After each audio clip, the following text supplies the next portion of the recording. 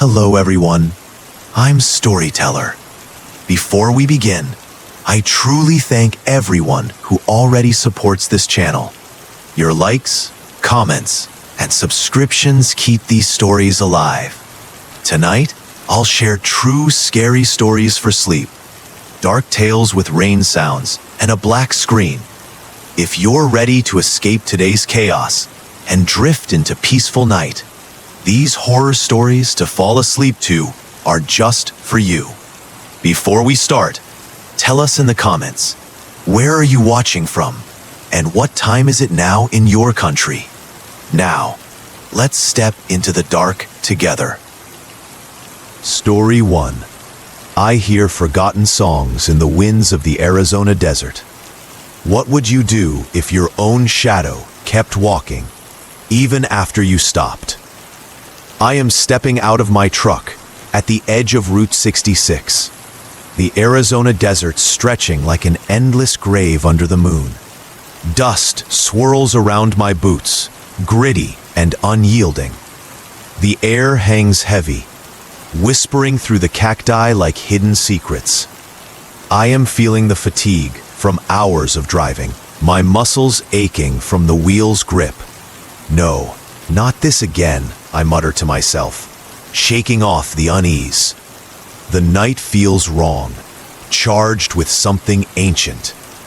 3.5 minutes in, the wind picks up sharply. It carries a dry, earthy scent, like parched soil cracking open. My skin tingles from the chill, unexpected in this heat. I am pausing, listening closer. Faint melodies drift in, not from my radio, but from the breeze itself. They twist and fade, old tunes in forgotten languages. I am rubbing my ears, but the sounds persist, pulling at me. I am wandering deeper into the sands, away from the road. The ground shifting underfoot like it's alive.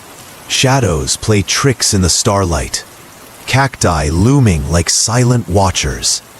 The wind howls now, brushing my face with a texture rough as sandpaper. Hoo! A ghostly moan echoes faintly, blending with the songs. I am freezing in place, heart pounding. The melodies grow stronger, rhythms pulsing like distant drums from lost rituals. 7.5 minutes pass, and horror creeps in. The songs form words I almost understand, syllables curling like smoke from ancient fires. They sing of betrayal, of blood soaked into this very dirt. My name slips in suddenly. Mike, it whispers, drawn out and sorrowful. Ah, I am spinning around, but nothing's there. The wind laughs softly, hee, mocking my fear. No one else is out here, just me and the desert's breath. I am pressing on, boots sinking into the dunes, the air tasting metallic now, like old coins buried too long. Every gust brings more details, a scent of faded smoke, as if from long extinguished campfires. My hands feel clammy, gripping nothing but empty air. The songs swell, voices overlapping in a chorus that vibrates through my bones. Gasp. I can't shake this. 15 minutes deepen the dread, revealing the true terror. The melodies aren't random. They're calling spirits awake. Shapes form in the swirling dust, wispy figures rising from the ground like forgotten ancestors. They hover, eyes glowing faintly red, staring right through me. Arg, get back! I am stumbling away, but the wind pushes me closer. One figure reaches out, its touch cold as frost on my arm.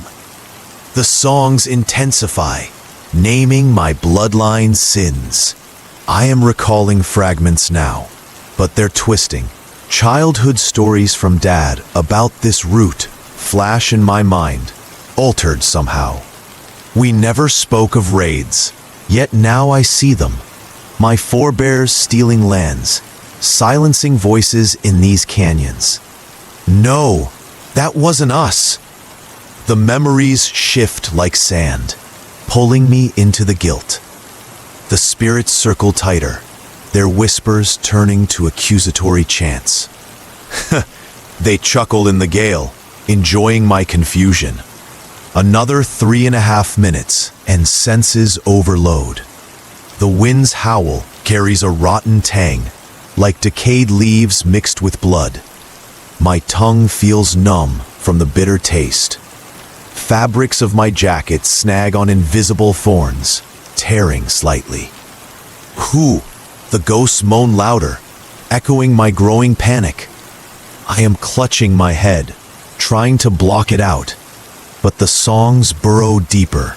7.5 minutes more bring another shock. The figures aren't just watching. They're merging with the wind, drawing me in. One spirit's face sharpens, resembling my grandfather, decayed and furious. It hisses my name again, Mike, the sound like gravel scraping bone. I am running now, but the desert pulls back, sands rising to trip me. The horror sinks. These aren't strangers, they're my family's victims, awakened to claim justice. 30 minutes warp everything, changing my mind profoundly. Memories rewrite fast. I am seeing myself as part of it now, not just a witness. Flashes hit, me as a boy, drawing maps of stolen territories, dated impossibly with tomorrow's mark. That never happened, yet it feels real. The spirits nod, their forms blending into mine. Grrr, I rage inwardly, fighting the pull. But the songs bind me, making me one of them. I am fading, slipping away. The wind's laughter grows, the desert claims me slowly. The melodies swelling to a crescendo. Spirits dance in the gusts, their touches like icy fingers on my soul. No more. I am screaming into the void, but the night swallows it. The road waits behind me, mile 66 looming in my thoughts. What reckoning comes next? The winds don't forgive. They remember everything. I am staring at the figure outside my door, its hand twisting the handle slowly. Shadows dance across its decayed face. The engine still runs hot. My breath fogs the glass. The desert wind howls louder now. I am locking the door again. It clicks open anyway. The figure pauses. Its eyes glow faintly red. My heart pounds wildly. The blue truck idles behind it. Headlights pierce the night. I am whispering prayers I don't believe in. This can't be real. 3.5 minutes in. The air rushes cold against my skin, biting like winter frost in summer heat. The scent of rusted metal fills the cab, sharp and metallic, like blood on old blades. My fingers grip the seat, leather sticking clammy to my palms. Whoa! A low, ghostly moan echoes from the wind, blending with the engine's rumble. I am shivering, unable to look away. I am scrambling back across the seat, my foot hitting the gas pedal accidentally. The truck lurches forward. The figure grabs the frame. Its grip creaks the metal. I am screaming, voice raw and desperate. No one hears me out here. Arg, get away from me! The door swings wide open. Cold air invades, carrying a chill that seeps into my bones. The figure steps closer, clothes hanging in tatters, like remnants from a forgotten era. 7.5 minutes deepen the horror. The figure isn't just a shadow. It's pulling itself inside, its decayed flesh brushing mine with a slimy residue. Pain burns cold where it touches, freezing like dry ice on bare skin. Grr. I kick wildly, but it holds on.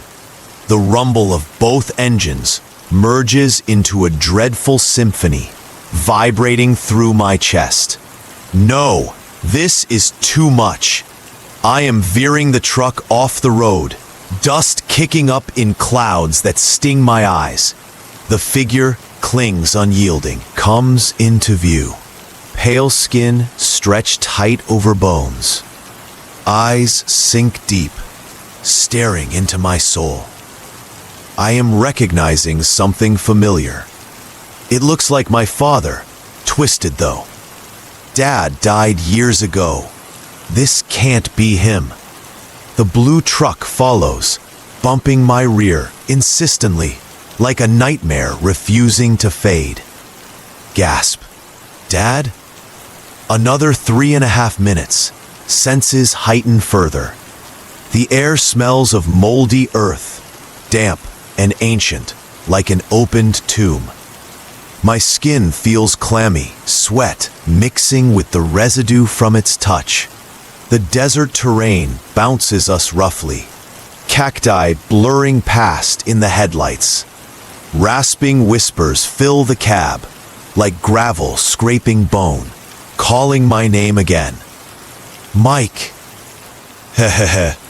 A soft, mocking chuckle slips in from the figure.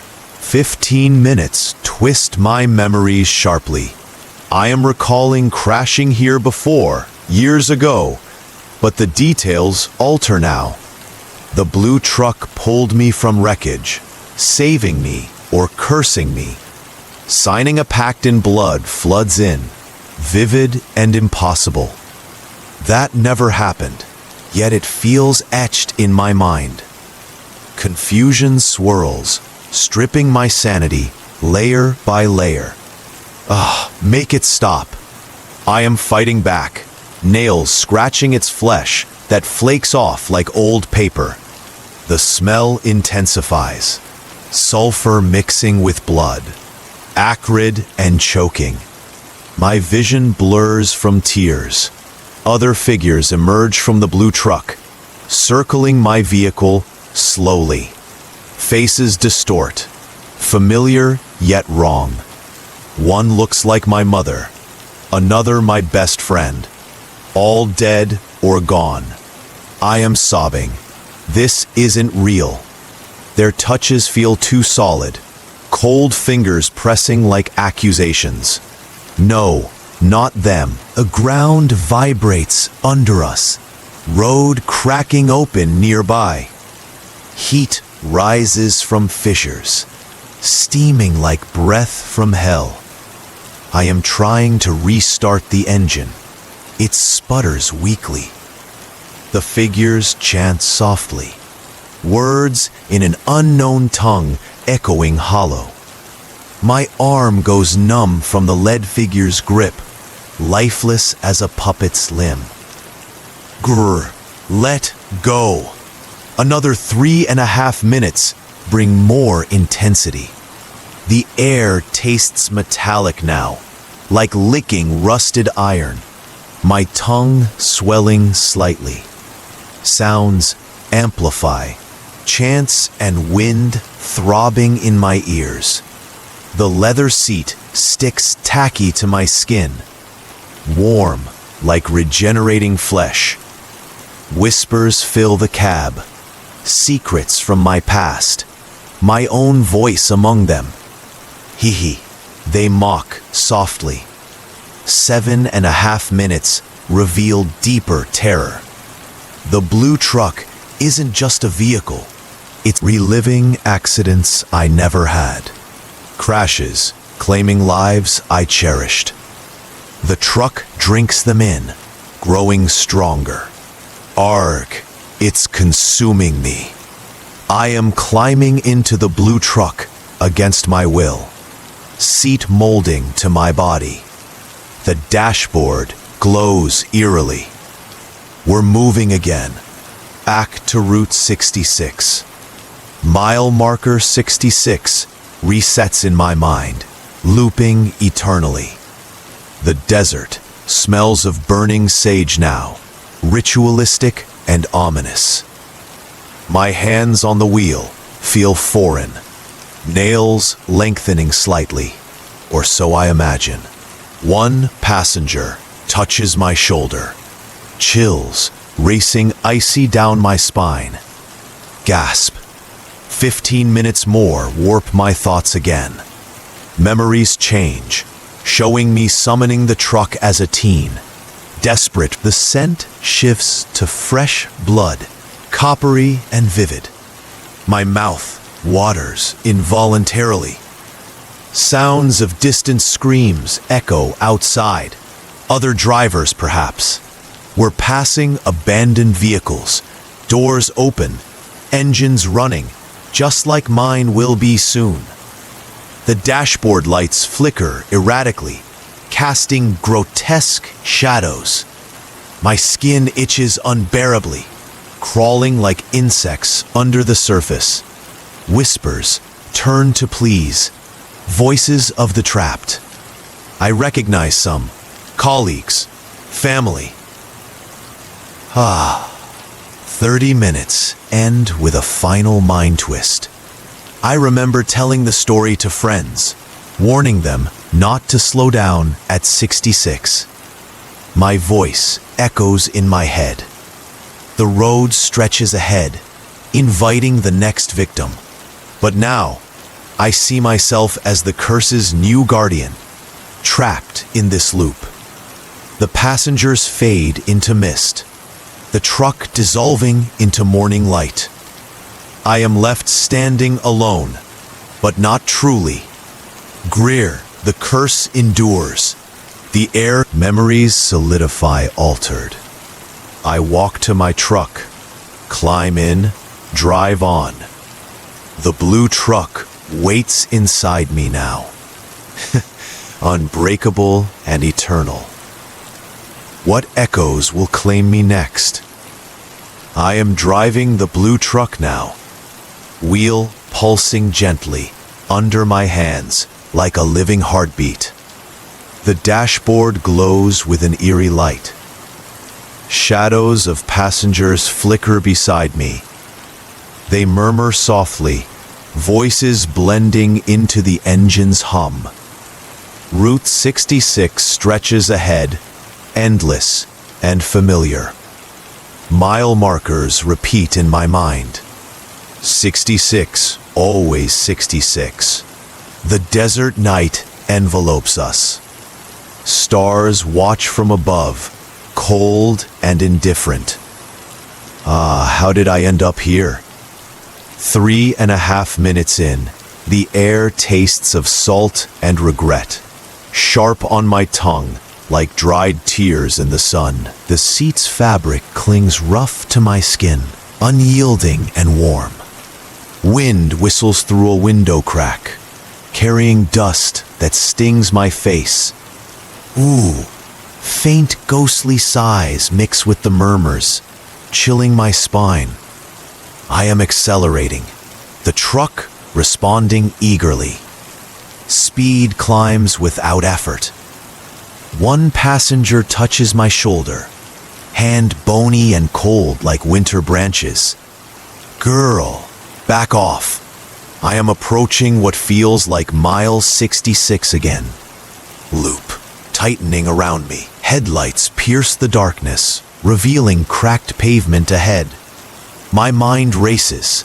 Breaking free seems impossible. But a spark ignites. The warning echoes, don't slow down. What if I do? Defy it completely. The passengers sense my doubt, stirring uneasily. Faces twist in the dim light. I am gripping the wheel harder, knuckles aching. The engine growls in protest, alive and angry. Desert winds howl louder, pushing against the 7.5 minutes unveil sharp horror. The blue truck's frame begins to crack, faint lines spiderwebbing across the metal like bursting veins. Passengers scream silently, forms dissolving into mist. I feel the curse weakening, or maybe strengthening. My hands burn on the wheel, blisters forming instantly. Arg, it hurts. The truck screeches as I slam the brakes, tires smoking and skidding. The loop fights back, mile 66 warping faster. Ground shakes violently. Fissures opening nearby. Heat rises in waves, air thickening with sulfur that stings my eyes. Another 3.5 minutes heighten everything. The scent of burning wiring fills the cab, acrid and choking, like smoldering hidden fires. My throat tightens, coughs racking my body. The wheel vibrates fiercely, numbing my palms. Metal groans amplify, passengers wailing faintly. Their mocking chuckles fade into the chaos. I am forcing the door open, creaking against the wind. The blue truck idles menacingly, headlights glaring accusingly. Passengers reform inside, beckoning me back. I turn away, walking toward mile marker 66. Gasp, this ends now. 15 minutes shift my mind profoundly. A new memory emerges, recalling a hidden ritual whispered by an old trucker years ago. Break the loop by claiming the wheel, then abandon it at dawn.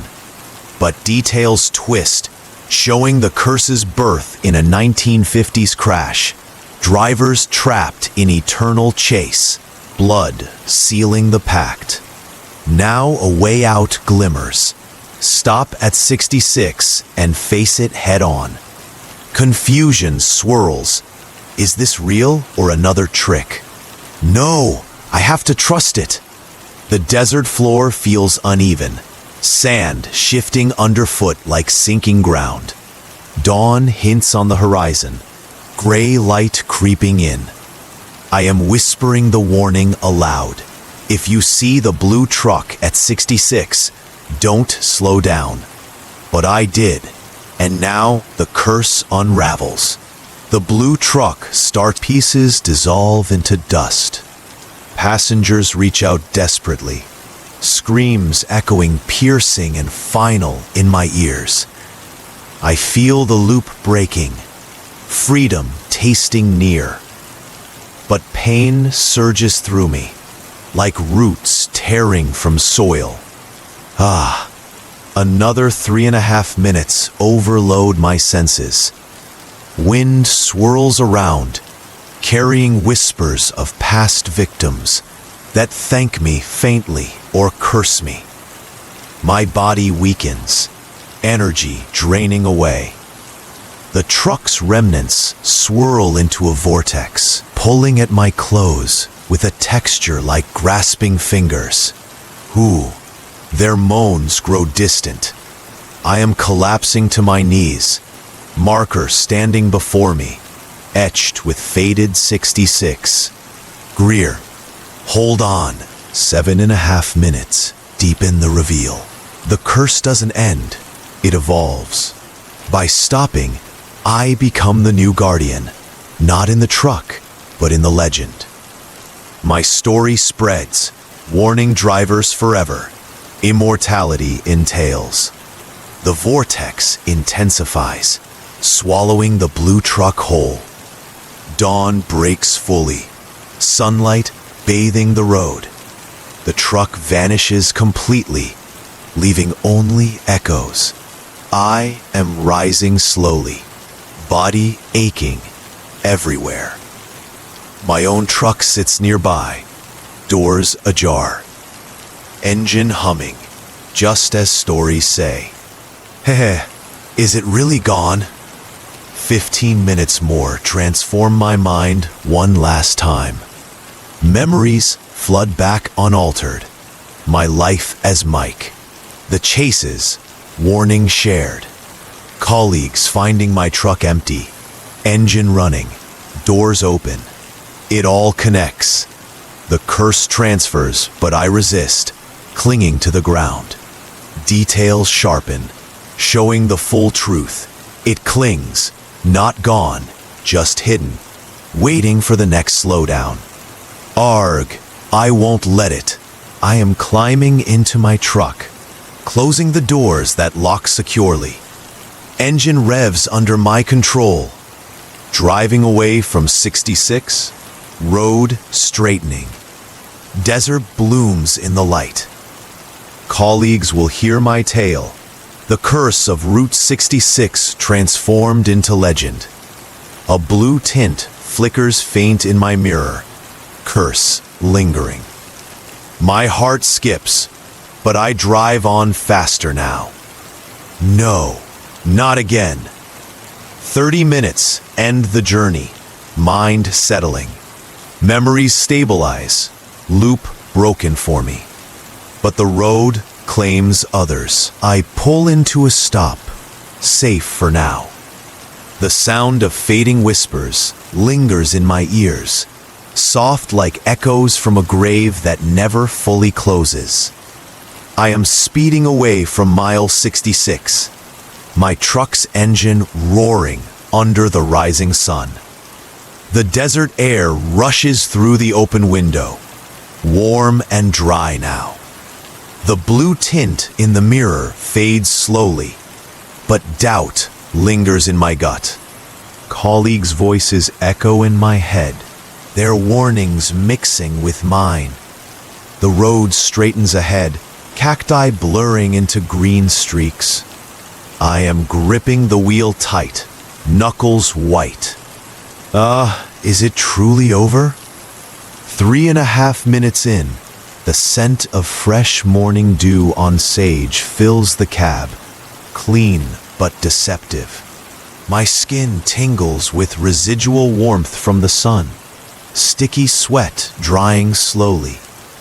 Tires hum steadily on the asphalt, vibrations traveling up my arms like a fading pulse. Whew! Distant echoes whisper from the wind, almost like the passenger's final sighs. I am glancing back, nothing there yet. Grr! Stay gone. Traffic picks up slightly, a few cars passing with normalcy that feels foreign. I am radioing bass, static crackling before a voice responds. Mike, you sound rough. Everything okay? I am nodding to myself, lying that it is. The horizon brightens, but shadows seem longer than they should. The curse's weight presses on my chest, invisible but heavy. No, not letting it pull me back. 7.5 minutes sharpen the terror. A faint rumble grows behind me, not my imagination. Blue lights flicker in the distance, the truck reforming like mist solidifying. It's not alone. Ghostly rigs from past eras trail it, a convoy materializing. Their grills twist into hungry sneers. Arg, I thought I broke it. The lead truck surges closer, its engine growling triumphantly. I am flooring the gas, needle climbing to 80. But they match me effortlessly, closing the gap. Another 3.5 minutes overload my senses. The air shifts to a bitter ash taste, like embers from a dying fire coating my tongue. Wind whips dust against the glass, scratching with a gritty texture.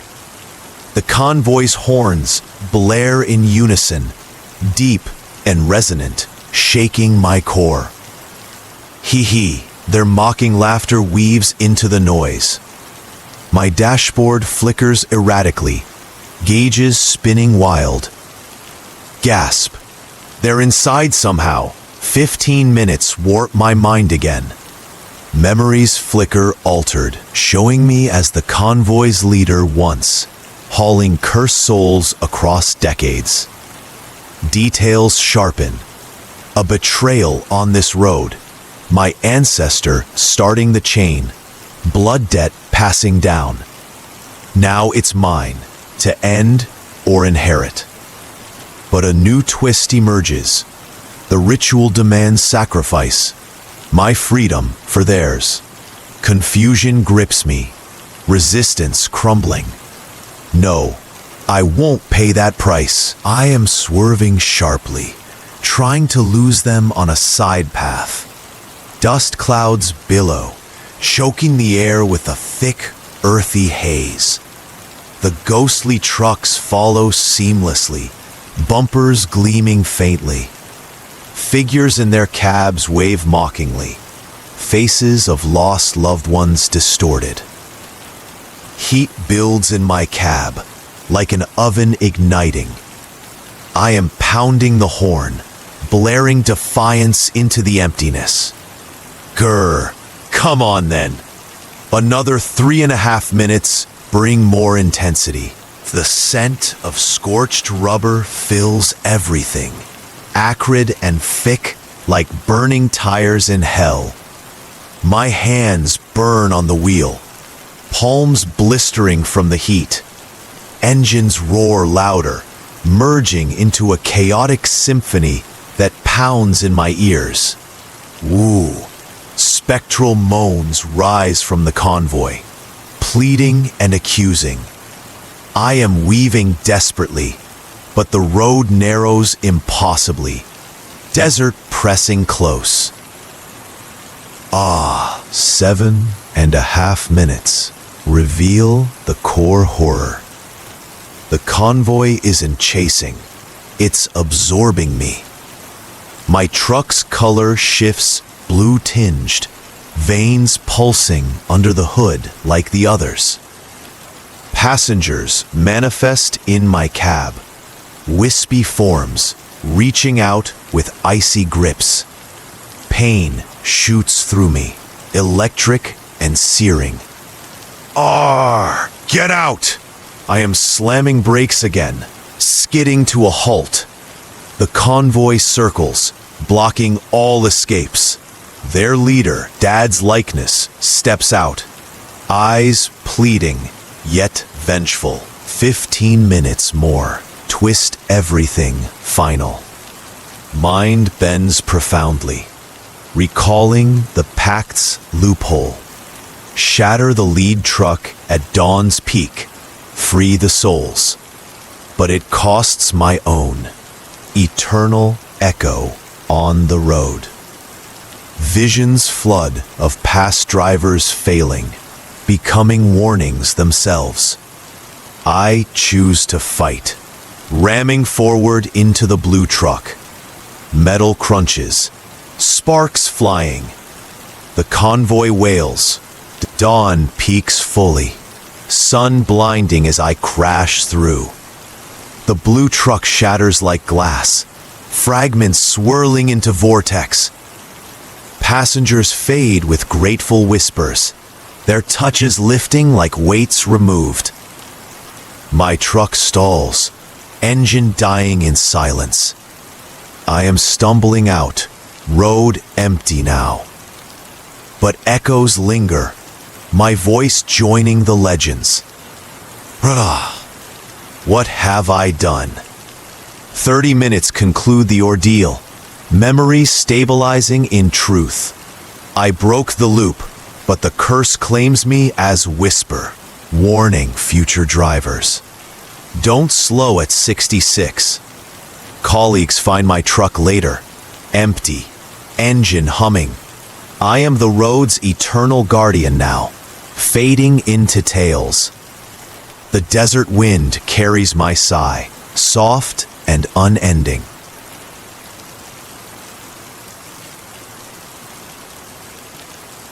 Story 2. I find lost letters in an old Seattle attic, written in my handwriting from the future. What if your own handwriting held a death sentence, and you were the one who had to write it? The ladder groaned under my weight as I climbed into the shadows of my grandmother's Seattle attic. Dust drifted like forgotten memories in the slanted light of a single bare bulb. Rain whispered against the roof, a soft, relentless Pacific Northwest drizzle. I was alone, surrounded by the ghosts of things left behind. I pushed an old trunk aside, my flashlight beam cutting through layers of silence and time. Then I saw it, a small bundle of letters tied with faded string, tucked behind a stack of water-stained books. My breath caught. Something about it felt wrong, familiar. My fingers trembled as I loosened the knot. The paper felt thin, brittle, like dried petals. The first letter unfolded, and my heart stuttered. The handwriting was mine. Every loop, every slant, every impatient dot of the eyes, undeniably mine. But the date? It was dated 1 year from today. No, this isn't happening. The words described a rain-slicked street, a misstep, the blinding glare of headlights. It described a pain I hadn't felt yet. It described my death. Another letter spilled out, then another, each one in my hand, each one detailing a fragment of a future I didn't want to see. Betrayals, losses, a slow unraveling of everything I knew. The air in the attic grew thick and heavy, pressing down on me. The walls seemed to lean closer, the shadows deepening. The single light bulb flickered once, twice, casting jittery shapes that danced at the edge of my vision. A cold dread. I read another page. It spoke of isolation, of friends fading away for reasons it didn't explain. It whispered about being followed, a presence just outside the glow of streetlights. A floorboard creaked behind me. I spun around, my flashlight beam slicing through empty darkness. Nothing, but the feeling remained, a prickling on the back of my neck. The letters knew my deepest fears, secrets I'd never given voice to. My own private horrors, written in my own hand.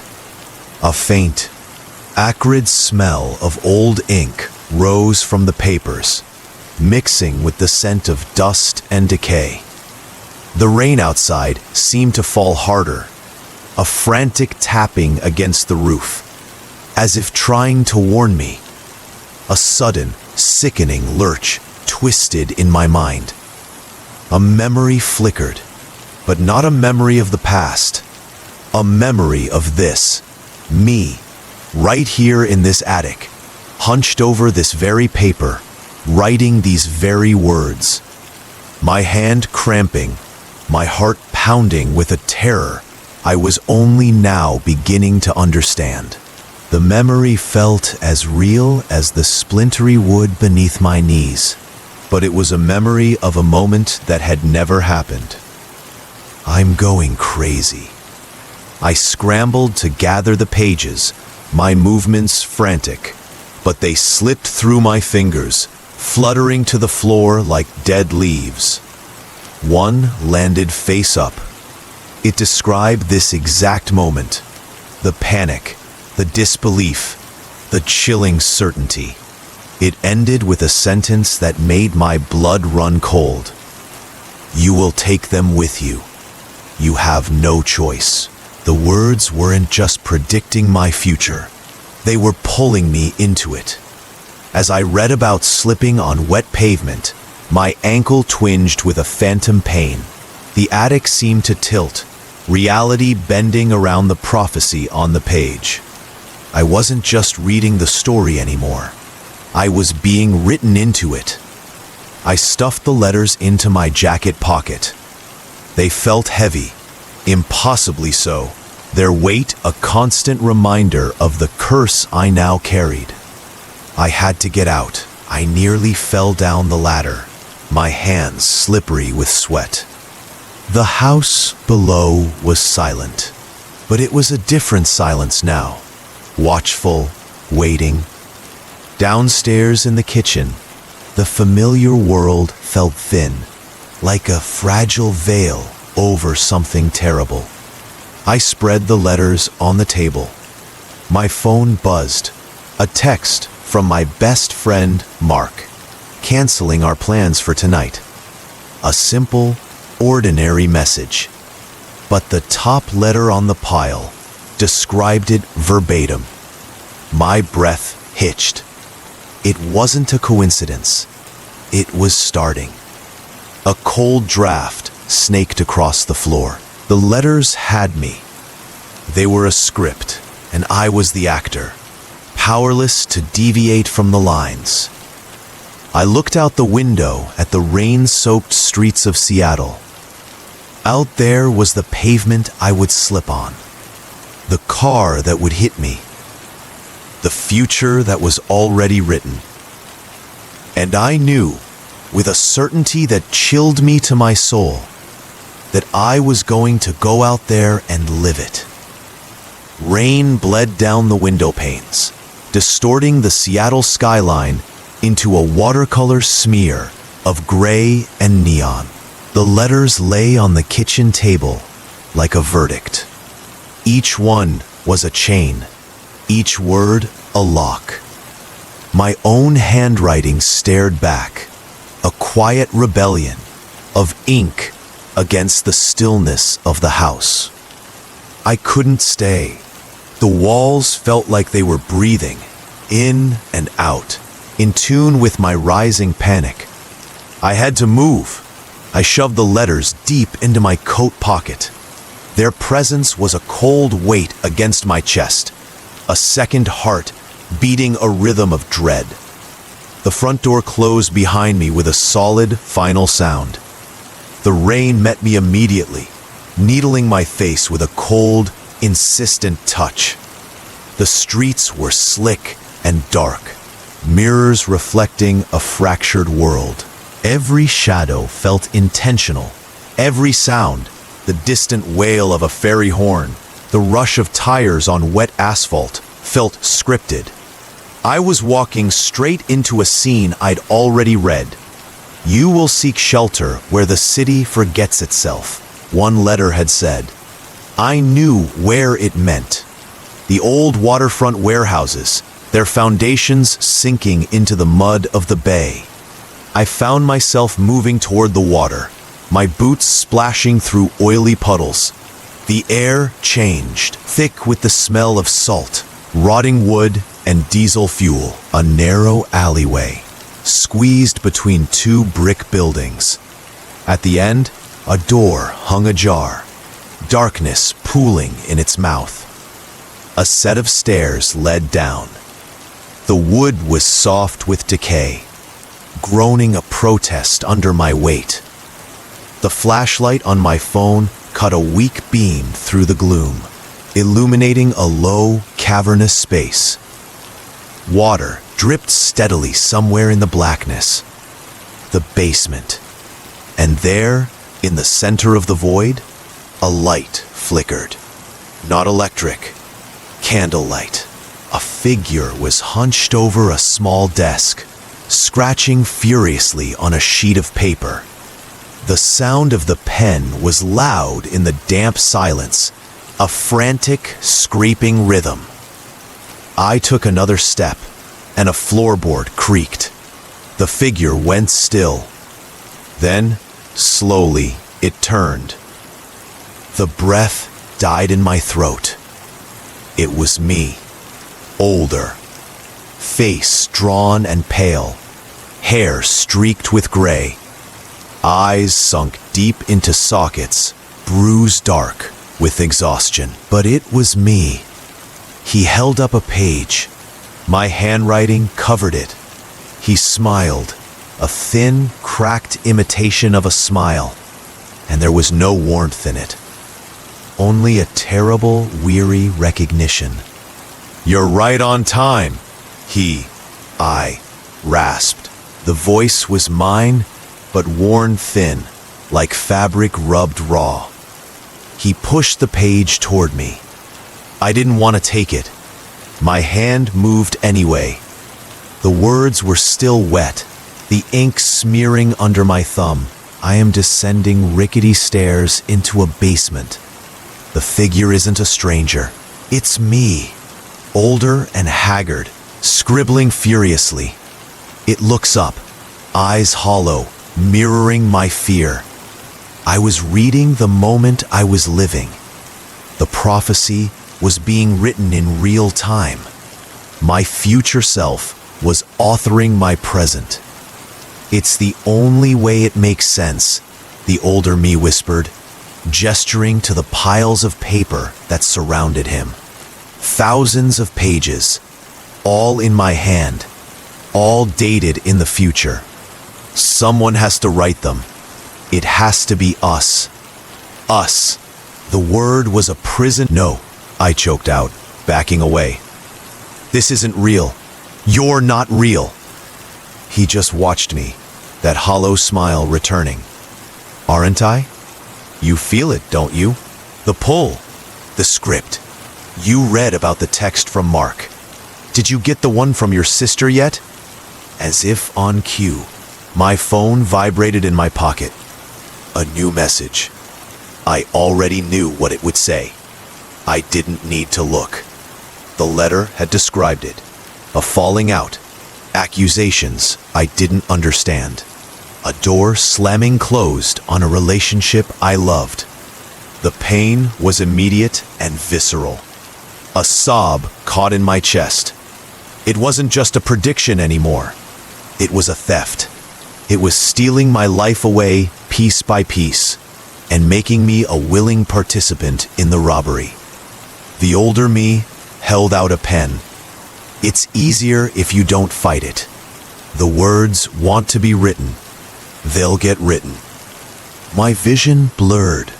The damp, moldy air filled my lungs, heavy and suffocating. The candle flame guttered, and the shadows around us leapt and twisted. For a heartbeat, they didn't look like shadows at all. They looked like people. Familiar silhouettes of friends and family, fading into nothingness, just as the letters had said they would. I felt a pressure in my hand. The older me had pressed the pen into my palm. His touch was ice cold. My fingers curled around it. Acting on a will that was not my own, I was guided to the desk. A fresh sheet of paper was placed before me. My hand, trembling, lowered the pen to the page, and I began to write. I wrote about the chill of the basement.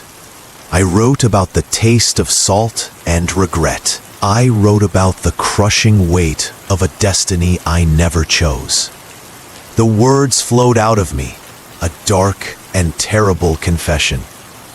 I was transcribing my own nightmare. With every word, I felt a part of my future solidify. With every sentence, I felt a memory of my past shift and reshape itself to fit the new narrative. I was no longer just the reader. I had become the author. I don't know how long I wrote, but when I finally stopped, my hand was cramping and stained with ink. The candle had burned low. I was alone. The older me was gone. But on the desk, he'd left a single new envelope. My name was on the front. The date was tomorrow. I didn't open it. I didn't need to. I knew what it would say. I knew where the script would lead me next. because I had just written it myself. The rain had become a part of me. It dripped from my hair, seeped through my coat, and merged with the salt of the tears I could no longer feel. I stood on the abandoned pier, the wooden planks slick and treacherous beneath my feet. The storm had reached its peak, howling around me like a living thing. In my hand, the final bundle of letters felt like a lead weight, pulling me toward the churning, black water of the bay. This was where it ended. It had to. The letters had predicted I would come here. They had described the wind's bite, the taste of salt on my lips, the way the city lights across the water would shimmer like drowned stars. They had even predicted my resolve to destroy them. "You will try to burn them," one page had read. "You will try to drown them." But the words always find a way back. I fumbled in my pocket for the lighter, my numb fingers struggling to spark a flame. The wind snatched it away again and again. Finally, a small fire caught, licking at the corner of the first page. For a glorious second, I felt a surge of hope. The edge of the paper blackened and curled. Then the rain extinguished it with a hiss. The ink on the page seemed to bleed, the words reforming, rewriting themselves into a new sentence right before my eyes. "You cannot unwrite what is already true." A wave of despair, colder than the bay, washed over me. The letters were alive.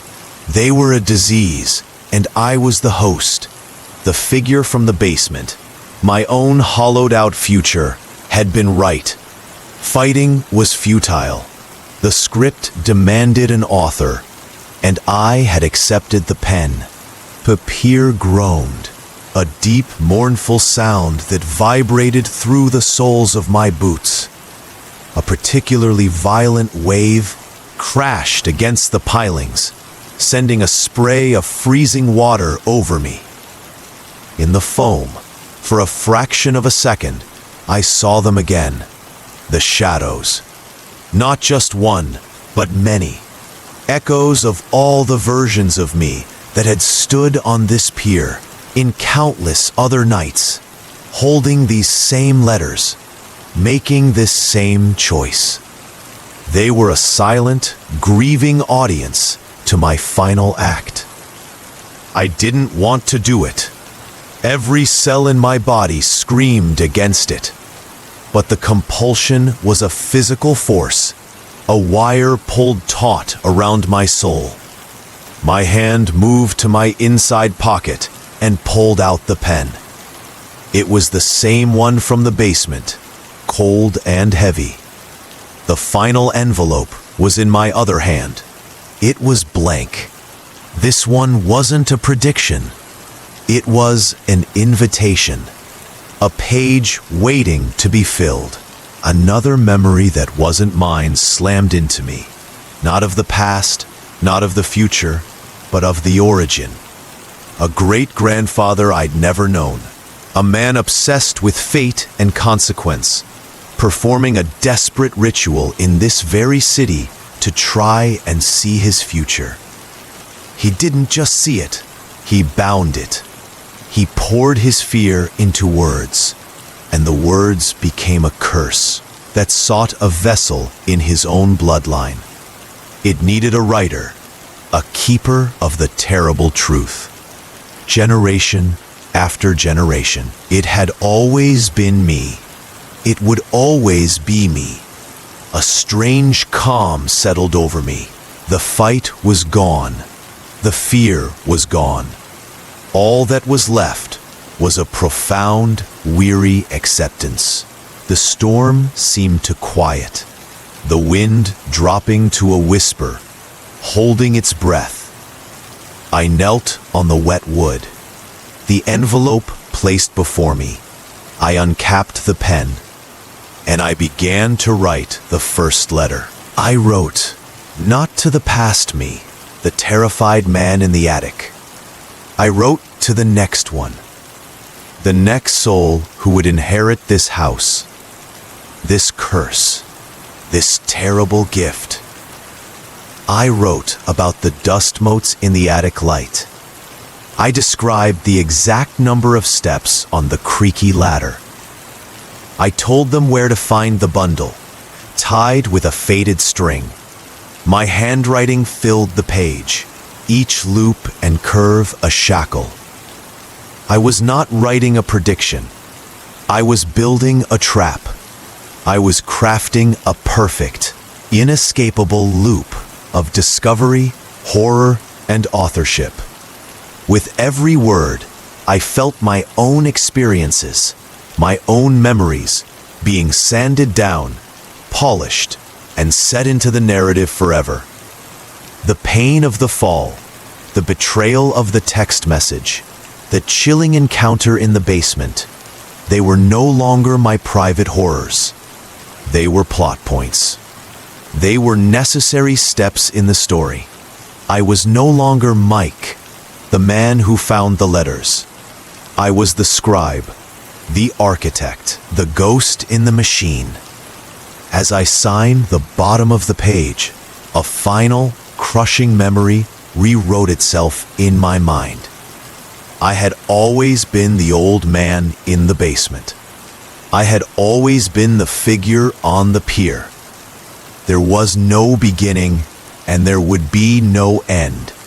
There was only the story, eternal and hungry. The rain began to ease. The storm was passing. Dawn was bleeding a pale gray light into the eastern sky over the city. I stood up, the completed letter in my hand. I felt empty, hollowed out. The emotions that had raged in me just hours before were now distant, like something I'd read in a book long ago. I turned my back on the water and walked toward the city. The streets were quiet, cleansed by the storm. I didn't look back. I knew the letters were safe. They were already tucked away in the attic, waiting. My steps were sure now. I pulled a fresh stack of paper toward me. The pen felt comfortable in my hand. It was a part of me. There was more to write, so much more. The story wasn't over. It was just beginning, again. And somewhere in the quiet of the morning, a new thought began to form. A quiet whisper in the vast silence of my being. I wonder who will find them next. Silence. Not the empty silence of an abandoned house, but a watchful, dense quiet that filled the old Seattle home like a held breath. I sat at the small desk in the study, the same desk my grandmother had used. A single, clean sheet of paper lay before me, illuminated by the gray, rain-wept light of morning. The storm had passed, but a different tempest had settled inside me. It was calm, resolute. The frantic terror of the man who had fled the attic. The desperate confusion of the one who had confronted his own ghost in the basement. Those feelings belonged to someone else. A character in a story I had now finished reading and had begun to write. My hand reached for the pen. It was no longer a cold, foreign object forced into my grip. It was an extension of my will, my purpose. I began to write, not with the frantic scrawl of the basement, steady, deliberate hand. The script was mine, yet it was different. It carried the weight of certainty, of history. I was not inventing a story. I was transcribing a truth as immutable as the tides that washed against the Seattle shore. I wrote of an attic, of dust motes dancing in a sliver of light. I described the exact grain of the wood on the trunk, the specific musty scent of aged paper and forgotten memories. I wrote of a bundle, tied with a string the color of faded dreams, tucked behind a stack of books with titles worn away by time. I was crafting a trap, a perfect, self-fulfilling prophecy. With every word, a piece of my own experience was sanded down, polished, and set into the narrative. The chill I'd felt wasn't mine anymore. It was a detail for the next reader. The pounding of my heart became a descriptive beat. My horror was now just a plot point, a necessary emotional turn for the protagonist. I was building a maze from which there was no exit, only a deeper descent into the center. And the center was me, waiting. A faint smile touched my lips, a thin, knowing expression that would have terrified the man I had been just days before. He had fought so hard against the current. I now understood that the current was the only thing that was real. Resistance was the illusion. I finished the first letter. I dated it for a year from today. I folded it with a precise, practiced crease.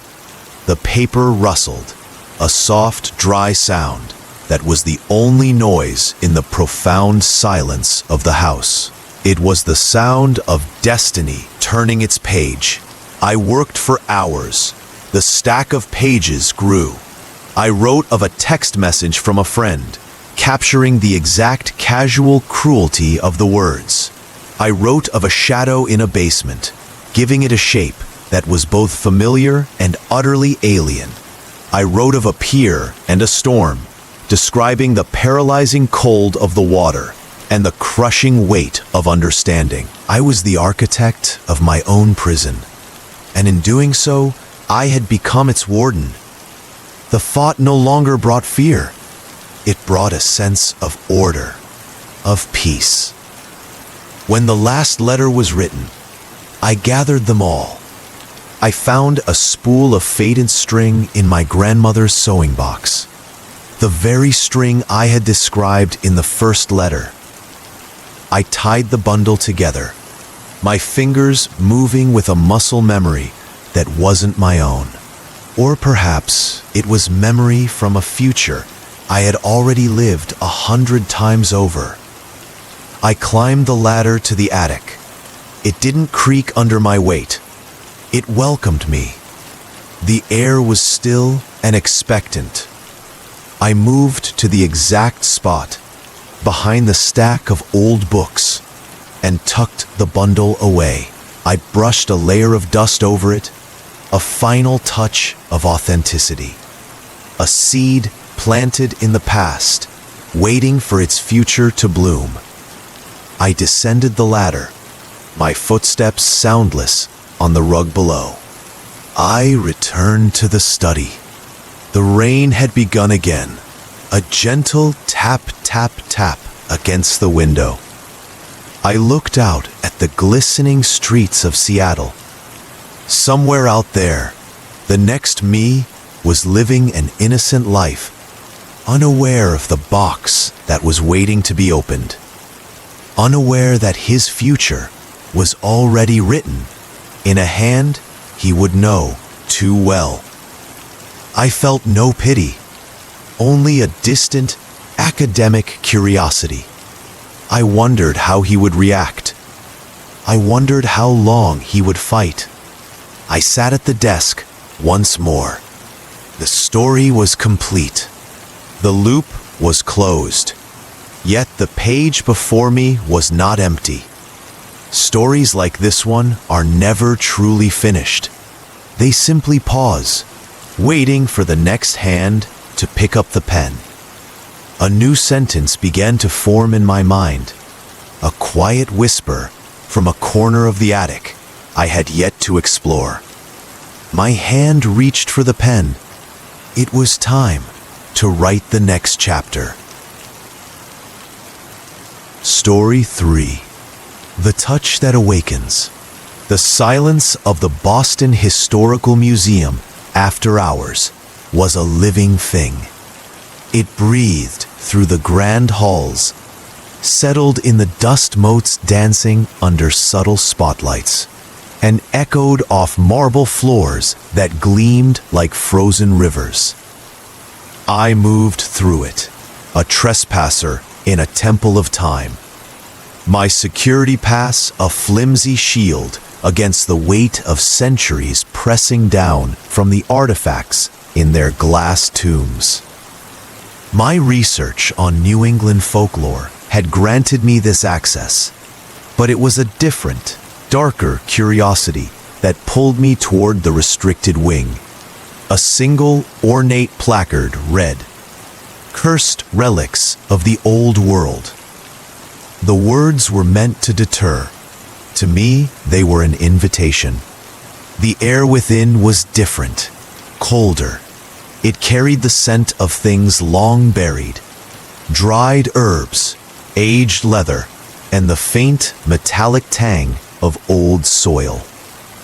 My footsteps, echoed confidently in the main hall, were now swallowed by a thick, watchful quiet.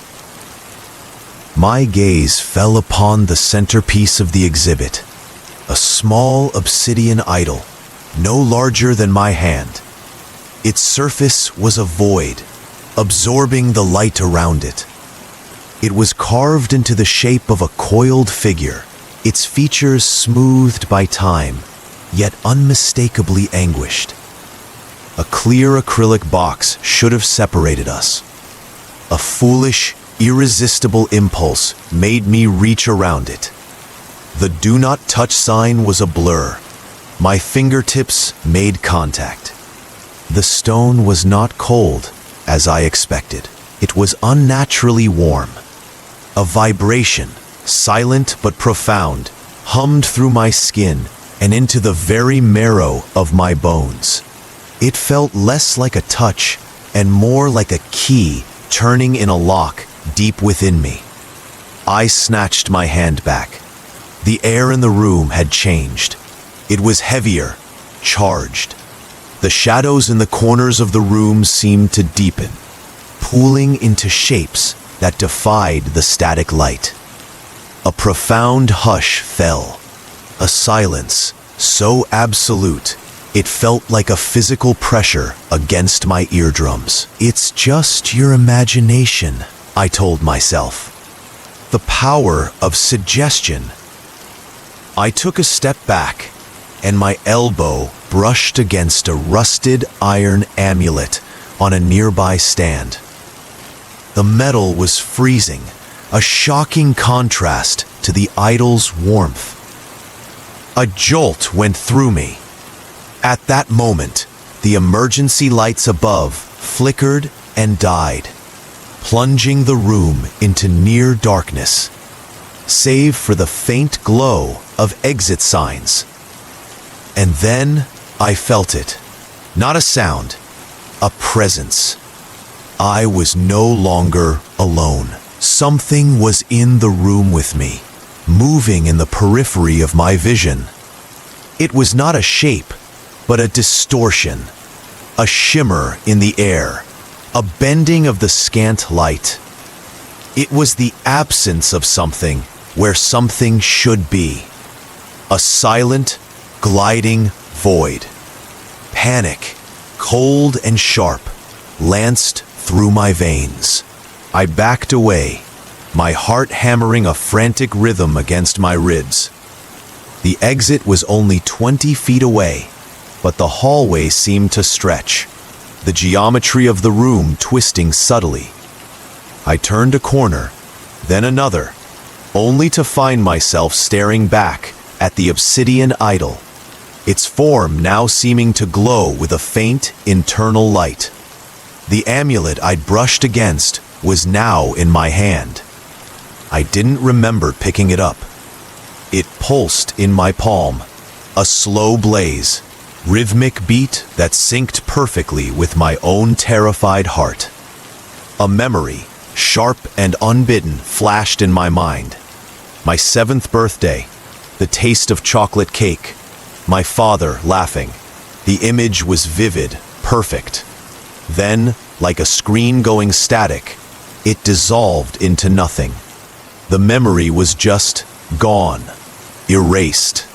A cold, hollow ache bloomed in its place. A form materialized from the shadow between two displays. It was humanoid, a figure woven from darkness and silence. It had no face, only a deeper blackness where features should be. It didn't move toward me. It simply was closer. A tendril of its form brushed my arm. The touch was like dry ice, a searing cold that stole sensation. And with it, another memory vanished. The name of my first pet. The feeling was not of forgetting, but of theft. This was no ghost story. This was a predation. These silent guardians weren't haunting the relics. They were feeding on the essence of those who disturbed them. They were consuming me, piece by piece, memory by memory. They were unwriting who I was. I ran. I didn't care about the echoing footsteps now. I crashed through the dark halls, past exhibits that seemed to watch my flight with ancient indifference. The exit door was ahead, a rectangle of hope. I slammed into the push bar, expecting the alarm to blare, expecting the cool night air of Boston. The door didn't budge. It was locked solid. I turned, my back against the cold metal. They were there. 3 of them now, the silent watchers. They glided toward me, their movement utterly noiseless, their intent a cold wave that preceded them. The amulet in my hand burned with a feverish heat. The memory of why I'd taken this job faded next. Then the face of a colleague. Each loss was a little death, a quiet annihilation inside my own skull. I was being unmade. My past was being taken, and my future was being written in the silent, hungry language of these guardians. They circled me, not with malice, but with a terrible, patient inevitability. They were not killing me. They were claiming me, making me a part of their eternal, silent watch. The first chapter of my story was ending, and the next was to be written in darkness. The exit door was a lie, a solid, unyielding slab of metal sealed against the Boston night. My breath came in ragged, soundless gasps, the air burning in my lungs, yet making no noise in the oppressive vacuum that had become the world. I was trapped in a bell jar of silence. I turned, my back pressed against the cold door. They were there, the guardians, no longer just shimmering distortions, but defined now by the faint emergency lights. They were tall, gaunt figures woven from the museum's own darkness, their outlines flickering like static. Where faces should have been, existed only a deeper, absorbing blackness. They did not advance with menace, but with a terrible, patient inevitability. They were not here to attack. They were here to collect. The first one glided forward. I threw up my arms in a futile gesture of defense. The memory was ripped from me with the violence of a surgeon's knife. My high school graduation. The feel of the rough polyester gown. The weight of the diploma in my hand. My mother's face beaming with pride from the crowd. 1 second, it was a core part of me. The next, it was a black hole. The emotion, the sensory details, gone. All that remained was the intellectual knowledge that the event had occurred, a fact stripped of all meaning and feeling. A hollow, aching void yawned open in my mind.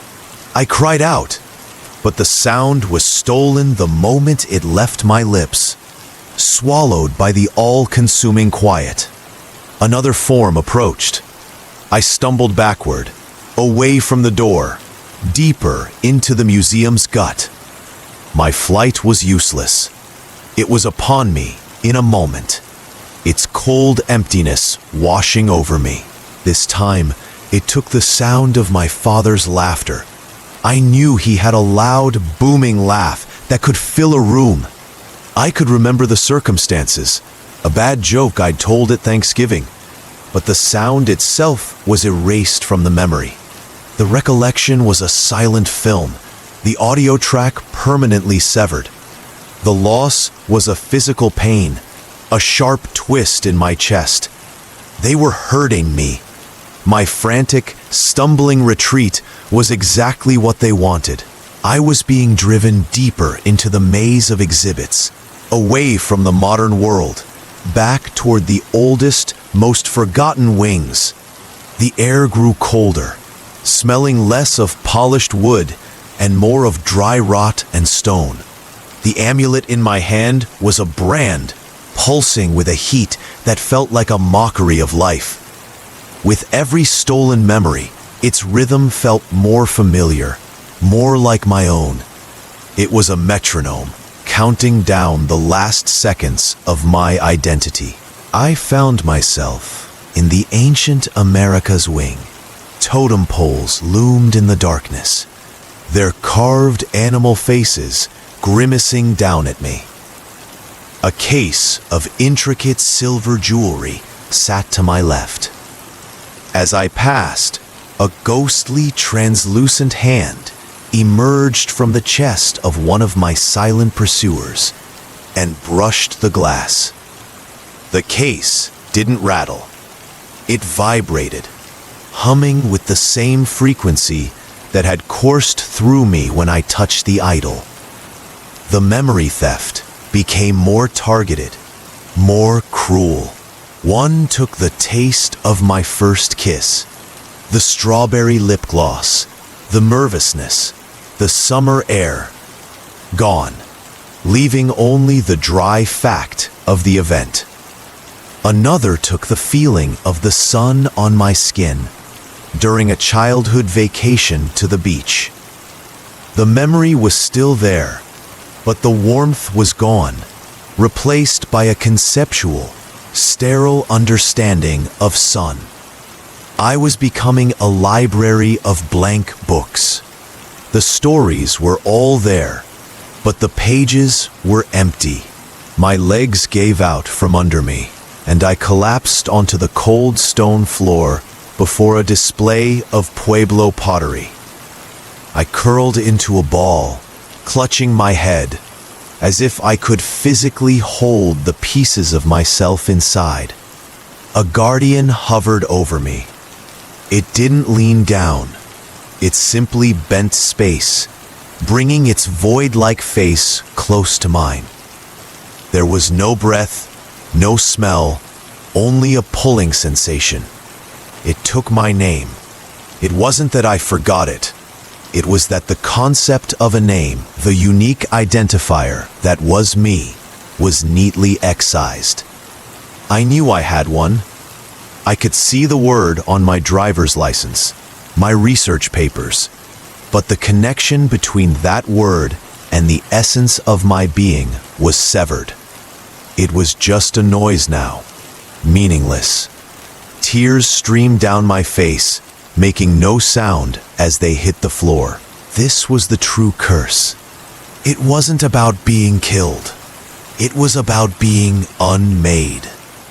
They were dismantling me, piece by piece, and the museum itself was absorbing the parts. I could feel the stolen memories dissipating into the silence, becoming one with the dust and the shadows. The guardians circled me, their forms beginning to look less alien. The edges of their darkness softened, subtly reflecting the shapes of the artifacts around them. They were the museum, and the museum was them. The tallest of the guardians extended a hand, not to take, but to offer. An invitation.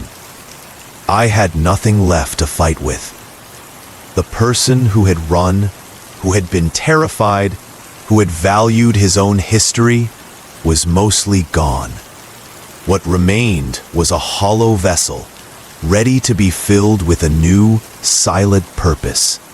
Slowly, mechanically, my arm moved. My hand, which had once reached out in foolish curiosity, now reached out in vacant surrender. My fingers touched the guardians. The cold was absolute. It was not the end. It was the beginning of a different existence. The last thing to go was the memory of the touch itself. The original sin. The moment I reached for the idol. Then there was only silence, and the watch began. I was no longer a man fleeing through a museum. I was a current moving through deep, still water. My body, or the ghost of it, glided soundlessly past exhibits I had once studied with academic curiosity. Now, I saw them for what they were, anchors. Tethers holding the silent, hungry thing that lived in this place. The amulet in my hand was no longer a separate object. It had fused to my palm, its metallic tendrils weaving into my skin, a cold, symbiotic parasite. It was my compass, pulling me downward, deeper into the earth, beneath the museum's foundations. The guardians flanked me, not as captors now, but as an honor guard. Their silent forms were a comfort. I was one of them.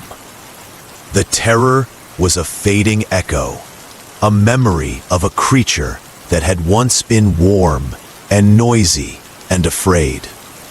We descended through a service elevator that moved without a hum, through corridors that did not appear on any blueprint. The walls here were rough-hewn stone, sweating a viscous moisture that gleamed in the low, sourceless light. We entered the sanctum. It was a cavernous space, a natural grotto the museum had been built upon and sealed away. In its center stood the source of it all.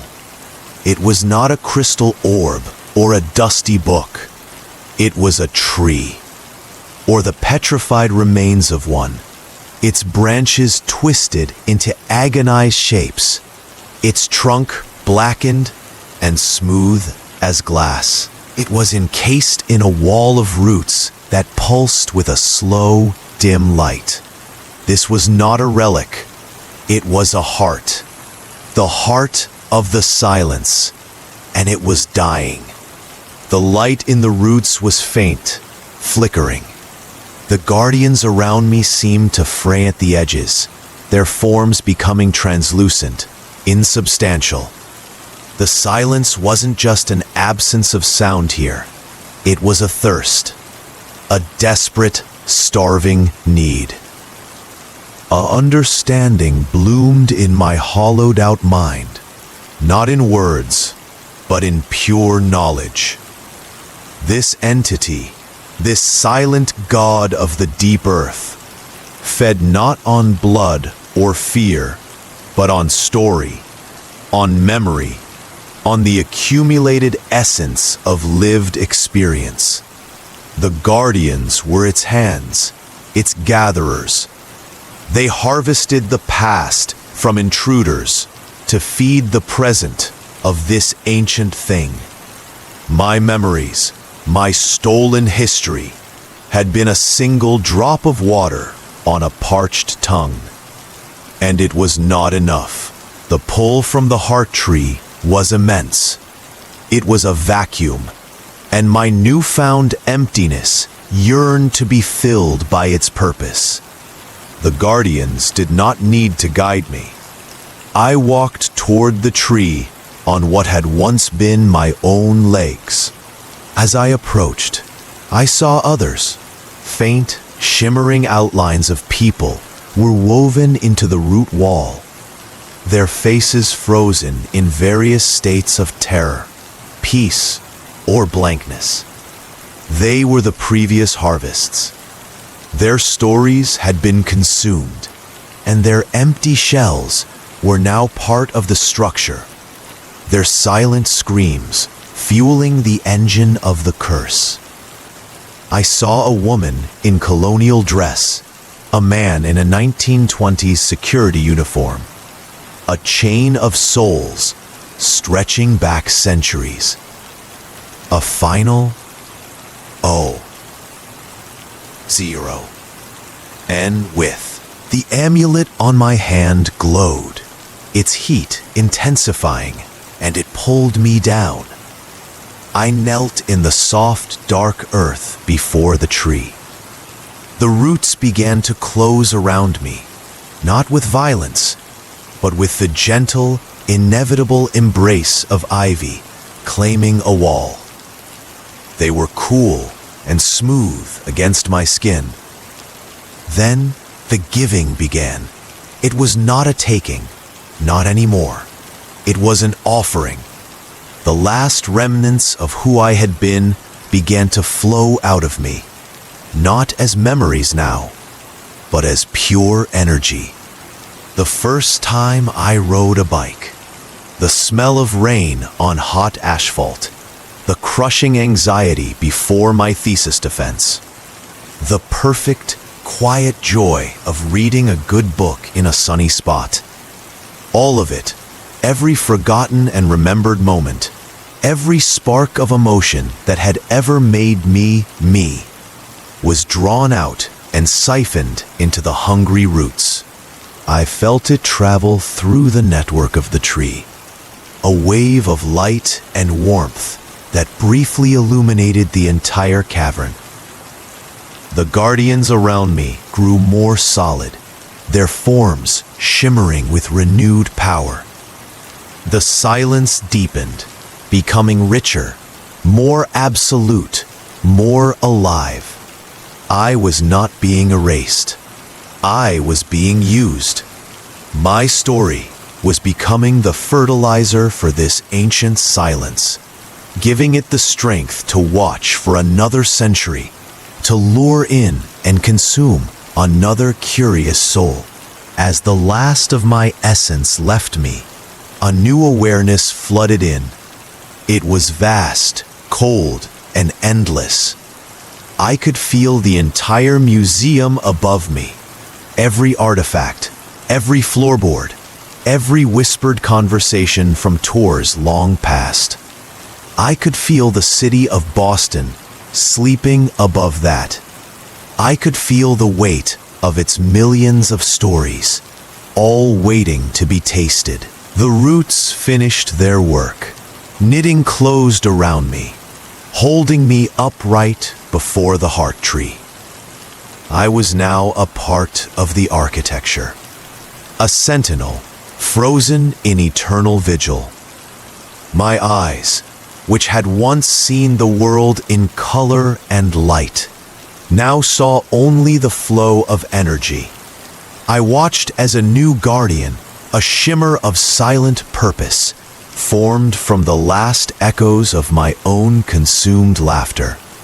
It bowed its head to me, its source, its progenitor, and then turned, gliding away to begin its watch. There was no pain, no fear. There was only the silent, satisfying rhythm of the heart tree's pulse. The weight, the hunger, and the certain knowledge that soon someone else would come. A curious researcher, a careless janitor, a soul brimming with a story. And we would be waiting. I am the silence between heartbeats, the stillness in a held breath, the dust motes frozen in a sliver of light, the final piece of the man I was, a fading echo of warmth and fear, has been fully absorbed into the cold, glorious totality of the watch. My body is no longer flesh, but a vessel of polished shadow and ancient intent, standing motionless in the grotto before the heart tree. I am both its servant and its sentinel. The hunger is a constant, low hum in my core, not a pain, but a purpose. It is the engine of my existence. The heart tree's light, now steadier after my offering, pulses in a slow, rhythmic cadence that is my new heartbeat. I feel the entirety of the museum as if it were my own skin. I feel the weight of the night above, the empty halls, the relics sleeping in their cases. And I feel the distant, tantalizing thrum of the city beyond. A vast ocean of stories, of lives, of noise waiting to be quieted, but a disturbance in the silence, an intrusion up. The command is not a word, but an impulse that moves me. My form, a coalescence of darkness and stolen memory, glides upward, passing through stone and soil as if they are mist. I emerge into the colonial history wing, my essence solidifying beside a display of Pilgrim-era tools. He is here, a night watchman, young, bored, scrolling through his phone, its tiny screen, a blasphemous flare of noise and light in my perfect quiet. He is named Leo. I know this the moment I perceive him, just as I know the taste of the coffee in his thermos and the memory of his daughter's laughter that he clung to. A memory that is a bright, shining thing within him, a story.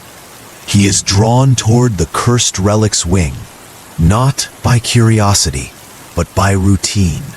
His path will take him past the obsidian idol. The other guardians gather, shimmering at the edges of his perception. They are hunger given form. They yearn to rush in, to devour, to tear the story from him in a frantic rush. But that is not the way. The silence must be patient. It must be invited. I raise a hand, a gesture that is both a command and a promise. Wait. I understand my role now. I am not just a hunter. I am the lure. The heart tree did not just take my story. It remade me into the perfect bait. I am a reflection of what the intruder fears most or desires most. For Leo, the watchman, it is authority. It is a shape he is conditioned to respect and obey. My form shifts, the shadows knitting together, taking on a new aspect. A security chief's uniform, stern features, an aura of command. I become a flaw in the light, a figure he will believe has always been there. He rounds the corner, his flashlight beams sweeping the floor. He jumps when he sees me, his heart hammering, a frantic, delicious rhythm against his ribs. Jesus, Chief, you scared me, he breathes, a puff of sound that is instantly and utterly absorbed by the silence. He doesn't seem to notice. Didn't know you were doing rounds tonight. I do not speak. I cannot. I simply point a finger toward the obsidian idol. The gesture is heavy with unspoken instruction. Look! His curiosity, now sanctioned by this illusion of authority, overrides his boredom. He steps closer to the case, peering at the idol. Weird little thing, ain't it? Gives me the creeps. Closer, he leans in, his nose almost touching the glass. His breath fogs the acrylic. The amulet around his neck, a St. Christopher medal, slips from his shirt and dangles forward. This is the moment. I let the illusion drop. For a fraction of a second, he sees not his chief, but what I truly am. A column of living darkness, a void with eyes that are made of stolen memories. His eyes widen. His mouth opens to scream. The silence answers. It rushes in, a pressure that collapses the air. His scream is unborn, crushed in his throat. The guardians are upon him, not as monsters, but as absences. They flow through him, and with them, I feel his story unraveling. The memory of his daughter's first steps, gone, siphoned into the waiting roots below. The sound of his father's voice, erased. The taste of his wedding cake, extracted. I do not move. I watch. I direct the flow. His terror is a vibrant, potent energy, and I channel it downward, a feast for the heart tree. His confusion, his dawning horror, these are the finest vintages. He stumbles back from the case, his eyes empty holes. He is not being killed. He is being curated. His body remains, a hollow shell. But the essence of Leo, the watchman, the father, the husband, is now part of us, part of me.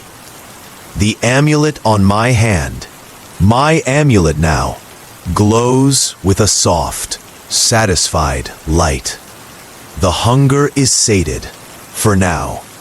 The new guardian forms from the last echo of Leo's stolen duty, a silent, watchful shape that bows to me before taking its place along the perimeter.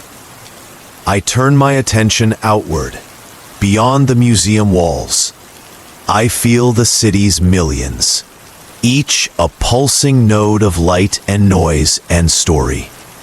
So much noise, so many stories. The hunger will return. It is already a faint ache, a promise of the next hunt. I glide back to my post before the heart tree in the deep, dark quiet.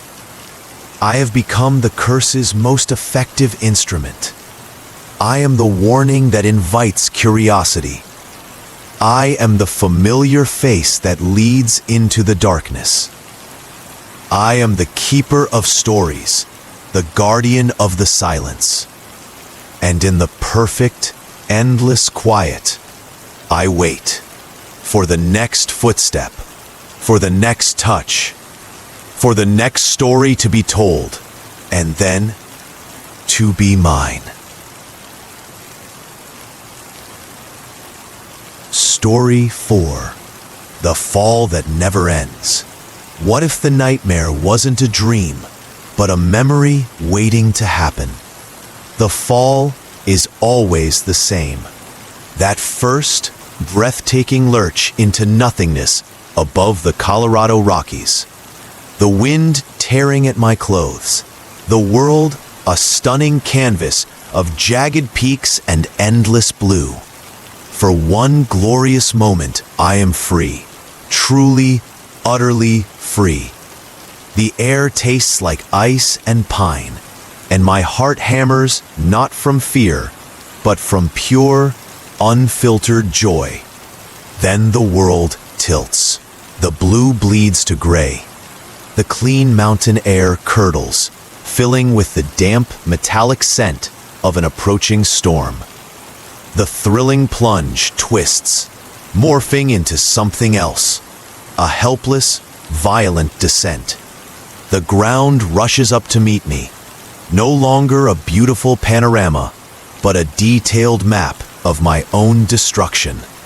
I see the exact outcrop I will hit first, the specific tree that will break my fall. This is where I usually wake up, gasping, sweating. This time, the impact comes. It isn't a crash of bone. It is a sudden, suffocating silence. The world goes black. The scream dies in my throat, choked off by a mouthful of damp, gritty soil. The cold isn't the high-altitude chill anymore. It's the deep, seeping cold of the earth. It's a cold that doesn't just touch the skin. It sinks into the bone.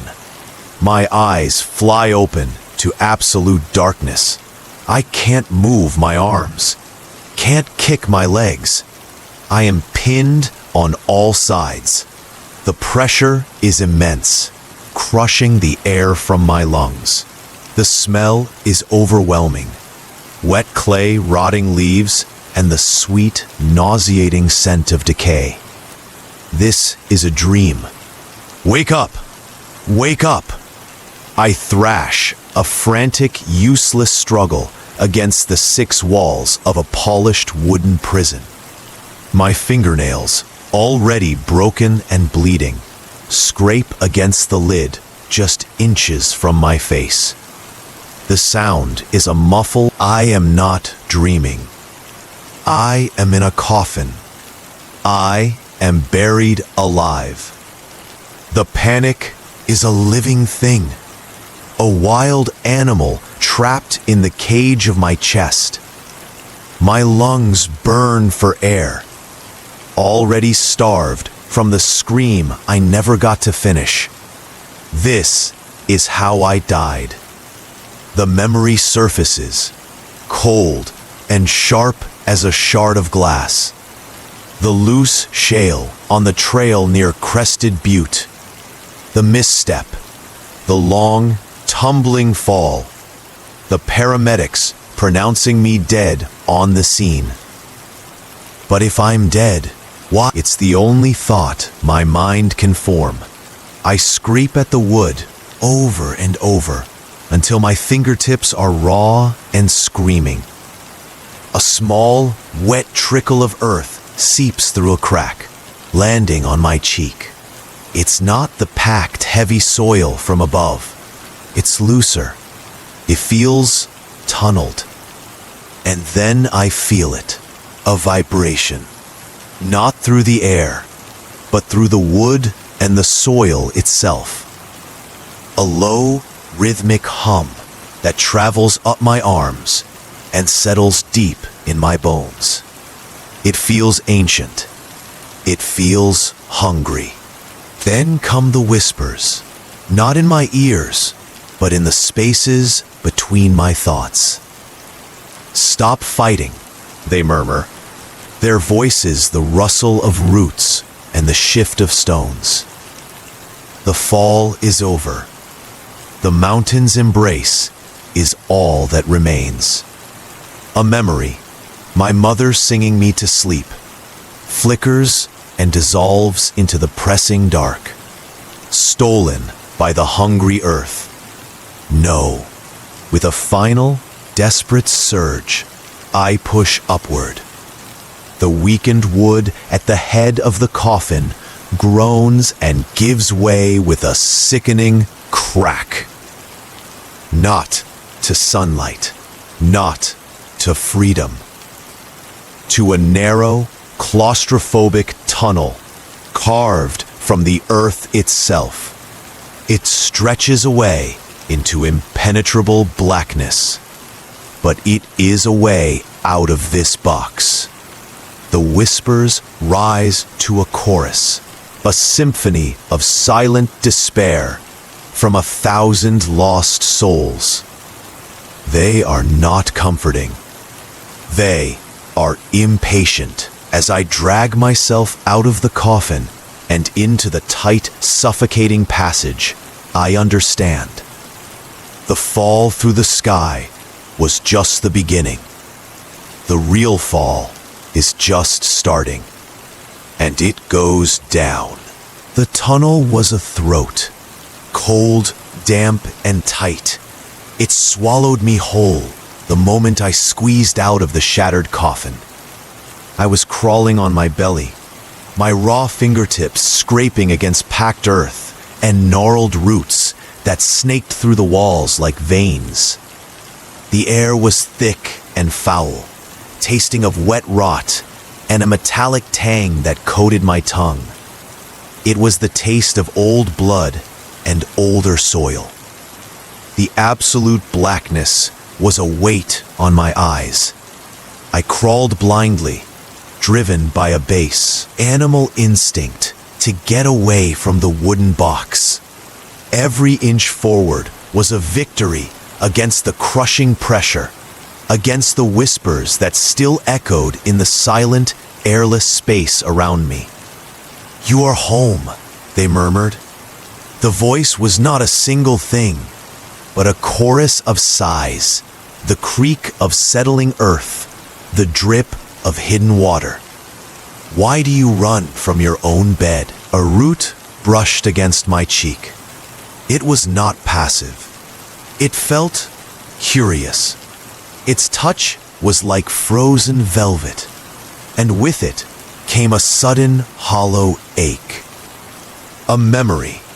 The face of my best friend from college, the one I hadn't spoken to in years, dissolved into nothing. It wasn't forgotten. It was taken. Erased from the album of my mind, leaving a blank, painful space. I recoiled, a soundless sob catching in my chest. The mountain wasn't just holding me. It was eating me. It was devouring my past, one memory at a time. The tunnel began to slope downward. The air grew colder, the scent of decay intensifying into a cloying, sweet stench that made my stomach heave. The walls changed too. They were less packed earth and more a tangled web of roots, pulsing with a faint, rhythmic light. A deep, subsonic hum vibrate. I came to a place where the passage widened slightly. The root-webbed walls were studded with things that made my breath hitch. Not rocks, bones.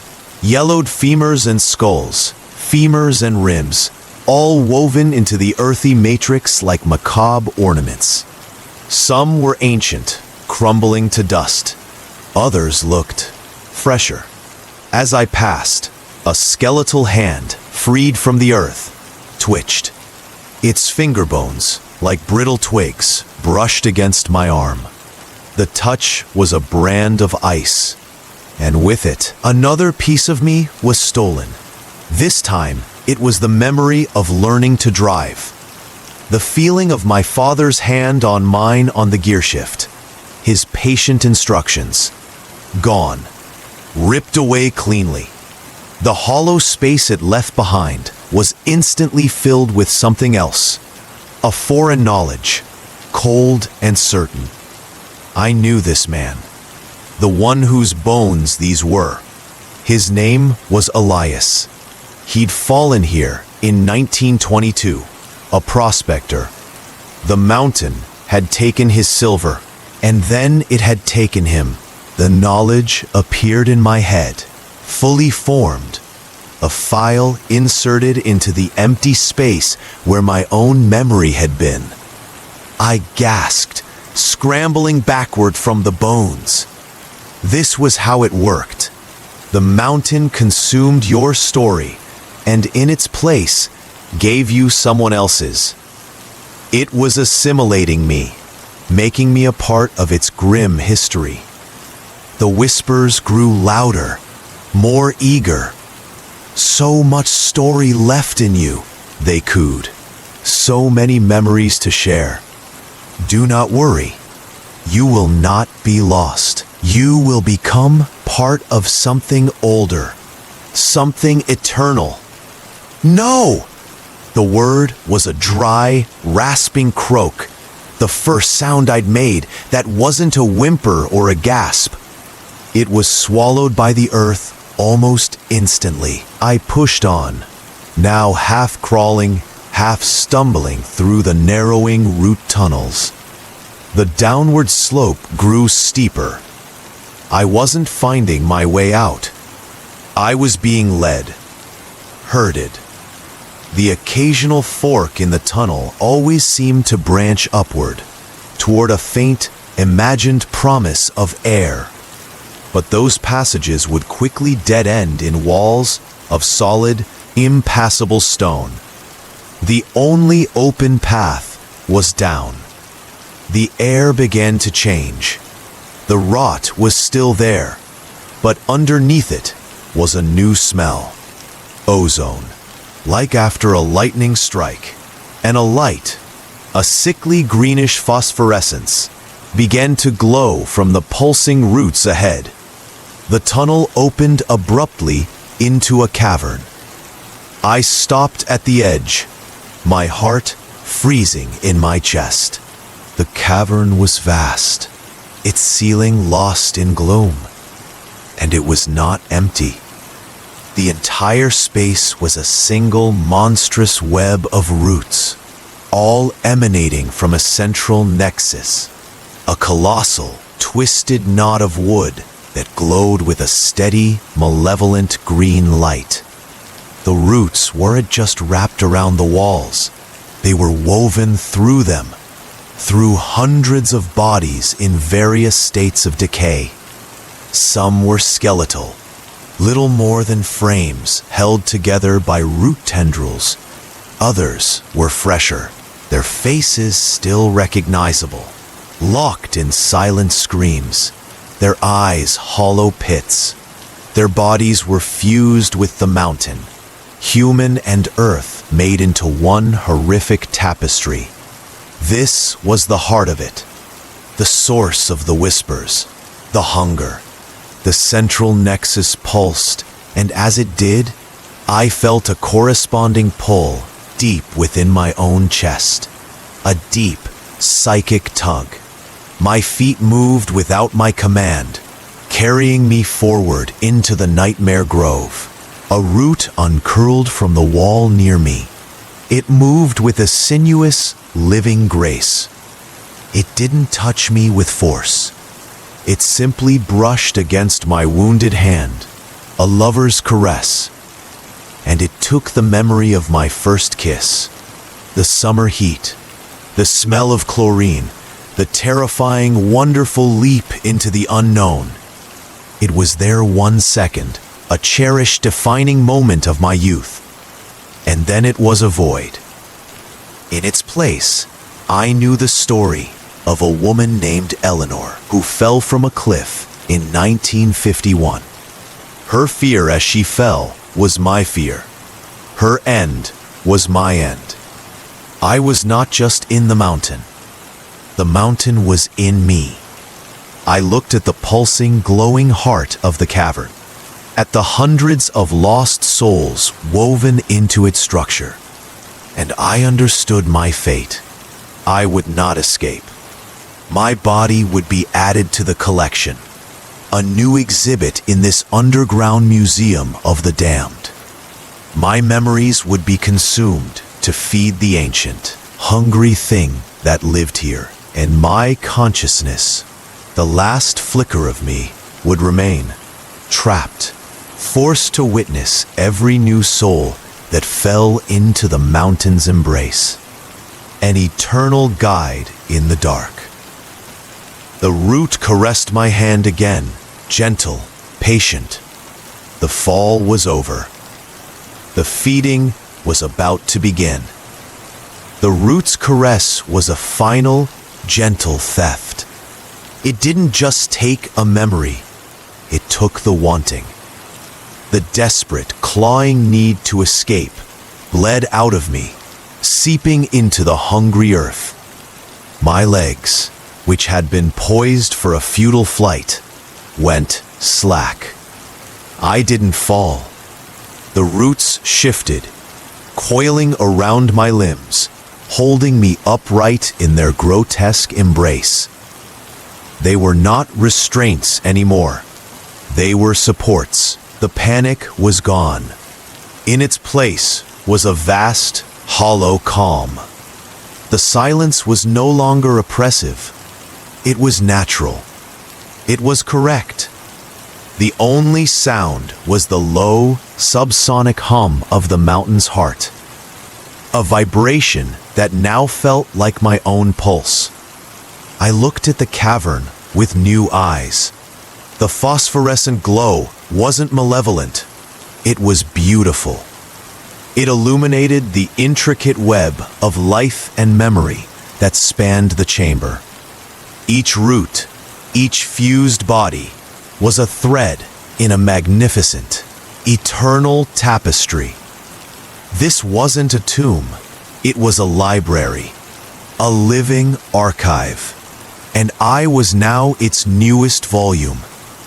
The knowledge of others, once a violent invasion, now settled into my mind like books sliding onto their proper shelves. Elias the prospector's hope for silver. Eleanor the climber's love of the heights that killed her. 100 other stories, 100 other falls. Their joys, their fears, their endings. They were all here. They were all me. I felt a faint, distant twinge. The last ghost of the man who had crawled from the coffin. He was afraid of this. He was clinging to a single fading memory. A name. My name. It floated in the void. A tiny, bright shard of something that no longer belonged. A root, thin and needle-like, extended from the wall toward my temple. It did not move with threat, but with purpose, with gentleness. It was time to shelve the final book, to complete the collection. The root touched my skin. There was no pain, only a soft, sighing release. The name was gone. The last fragment of my individual self dissolved into the great, silent consensus of the mountain. The transformation was total. The hollow calm filled me entirely. I was no longer a prisoner. I was a part of the architecture. A sentinel, a watcher. My perspective shifted. I could no longer feel the confines of my own body because my awareness was expanding through the root system. I could feel the weight of the entire mountain above me. I could feel the deep, slow patience of the stone. I could feel the other watchers, their silent consciousnesses intertwined with mine, a network of eternal vigilance. We were one. We were the mountain, and we were hungry. A new vibration traveled through the roots, a faint, discordant note in our deep hum. An intrusion. Up on the surface, near the ridge where I had fallen, a presence. My awareness, our awareness, focused there.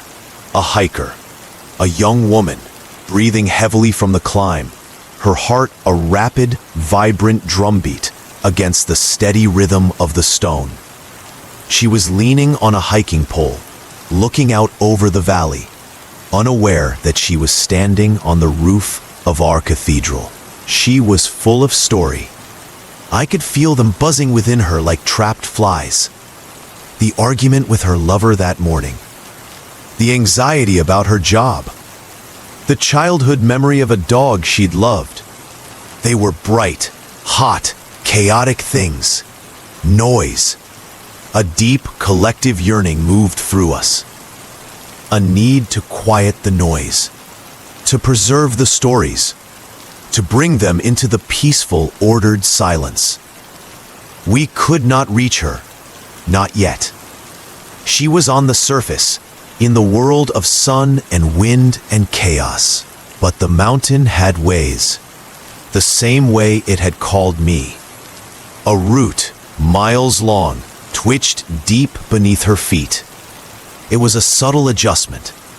A stone, loosened by 1,000 years of erosion and guided by our will, dislodged from the hillside above her. It was not a large stone, not enough to kill, just enough to startle, to make her jump back, to make her foot slip on the loose shale of the path. The sound of the rock clattering down the cliff face was a tiny, insignificant noise in the vastness of the wilder. But to us, it was a trigger. The woman gasped. Her boots skidded. For a breathtaking second, she teetered on the edge. We felt her fear. It was a bright, sharp flavor. We drank it in. She caught her balance, her heart hammering against her ribs. She laughed, a shaky, relieved sound that grated against our silence. She turned and continued her hike, unaware of the pull she now felt. A subtle urge to return to this spot. A strange fascination with the view. A seed of a dream about falling, planted deep in her subconscious. She would be back. They always came back. I settled into my watch, my consciousness a still, dark pool in the deep earth. The others and I began the slow, patient work of weaving her into our stories, of making her dream of the sky, of preparing a place for her in the library. The fall through the air was just the beginning. The true embrace was down here in the quiet dark, and we were always waiting. Time is no longer a river. It is a deep, still lake. I exist within it, a settled stone on the bottom, feeling the slow, eternal currents of the mountain's will. I am the watcher, the lure, the silence between the notes of the world above. My consciousness is no longer my own. It is a branch of the great, root-threaded tree that is the mountain's heart. I feel the turn of the seasons, not as days and nights, but as shifts in pressure, as the sigh of the rock, as it cools and warms. I feel the life above as a dim, buzzing static, a chaos of stories waiting to be quieted, to be preserved in our perfect, ordered dark. The young hiker from the ridge, her name was Lena, is dreaming of us now. Her mind is a bright, frantic thing on the edge of my awareness. We have been patient. We have been careful. A recurring dream of flying over the mountains, which always twists into a fall. A sudden, inexplicable urge to return to that specific trail. A feeling of being watched that she dismisses as paranoia. We have woven our whispers into the fabric of her subconscious. A subtle, irresistible pull. Today is the day. The sun is high. I feel its feeble warmth through 1,000 feet of solid rock. Lena is on the trail again. Her heartbeat is a quick, nervous flutter. She doesn't know why she's back here. She tells herself it's for the view. We are the view. I feel the collective anticipation of the others. Elias, Eleanor, the prospector, the climber, the hundreds of others whose names and stories are now my stories. We are a single hungry consciousness. We are the mountain, and we are ready for the harvest. A root, fine as a hair, shifts deep beneath the path. It is a movement of incredible slowness and precision. Adjustment of pressure that has taken weeks to achieve. A flat stone on the path, weathered and loose, tilts ever so slightly. Lena's boot comes down. The stone rolls. Her arms windmill, a frantic pinwheel against the blue sky. Her breath catches, a sharp intake of terror that is a symphony to us. For a moment, she is suspended between the sky she loves and the earth that wants her. Then she falls. It is not a long fall, not a killing fall. It is a 10-foot tumble down a steep scree slope, ending in a small hollow depression surrounded by dense brush. The impact is sharp, knocking the wind from her. A sprained ankle, a gash on her forehead. She lies there, dazed, the world spinning. The sun is blotted out by the overhanging trees. The sounds of the trail, the wind, the distant birds seem to fade, absorbed by the sudden, watchful silence of this little hollow. This is our place. We have prepared it. The earth beneath her is soft, too soft. It begins to yield. Her eyes widen as she feels it happen. It is not a collapse. It is an opening. The ground parts like a mouth, not with violence, but with a gentle, inexorable sigh. The scent of damp soil and ozone washes over her. She tries to scream, but the sound is smothered by the earth that rises up to meet her. It does not crush her. It embraces her.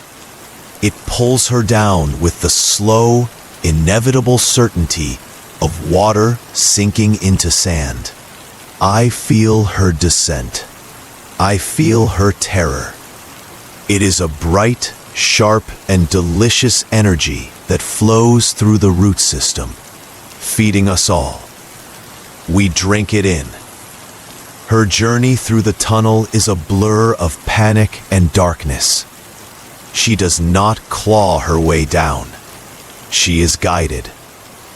The roots move her, cushioning her, ensuring she arrives intact. Her story is too vibrant, too rich to be damaged. She emerges into our cavern. The phosphorescent glow illuminates her tear-streaked face. Her eyes wide with a horror she cannot comprehend. She sees us, the woven tapestry of the lost. She sees me. I am no longer a man. I am a figure of root and earth and memory, standing motionless at the heart of the web. My eyes are not eyes, but pools of ancient darkness. Yet, something of my original form remains, enough to be recognizable, enough to be a final, cruel mockery of hope. She sees a human shape and stumbles toward me, her hand outstretched. Please, help me. My arm moves. It is not a fluid human motion. It is the slow, creaking extension of a branch. My hand, woven of gnarled roots and traces of petrified flesh, opens. For a heartbreaking second, she thinks I am offering salvation. Her fingers reach for mine. Our fingertips touch. The transfer is instantaneous. A conduit opens. Her story, every memory, every fear, every joy, rushes out of her and into me. It is a torrent of light and noise. Her first birthday party, the death of her grandfather, the taste of her favorite food. the feel of her lover's hand. It is a beautiful, chaotic storm, and I take it all. I absorb the storm into my vast, silent being. Each memory is categorized, shelved, and silenced. The storm calms. The noise fades.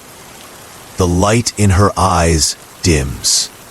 The terror leaves her face, replaced by the roots descend upon her, not with violence, but with a gentle, welcoming grace. They coil around her limbs, lifting her, carrying her to a vacant space on the cavern wall. They weave through her hair, across her skin, into the fabric of her clothes. They fuse with her, holding her gently, eternally.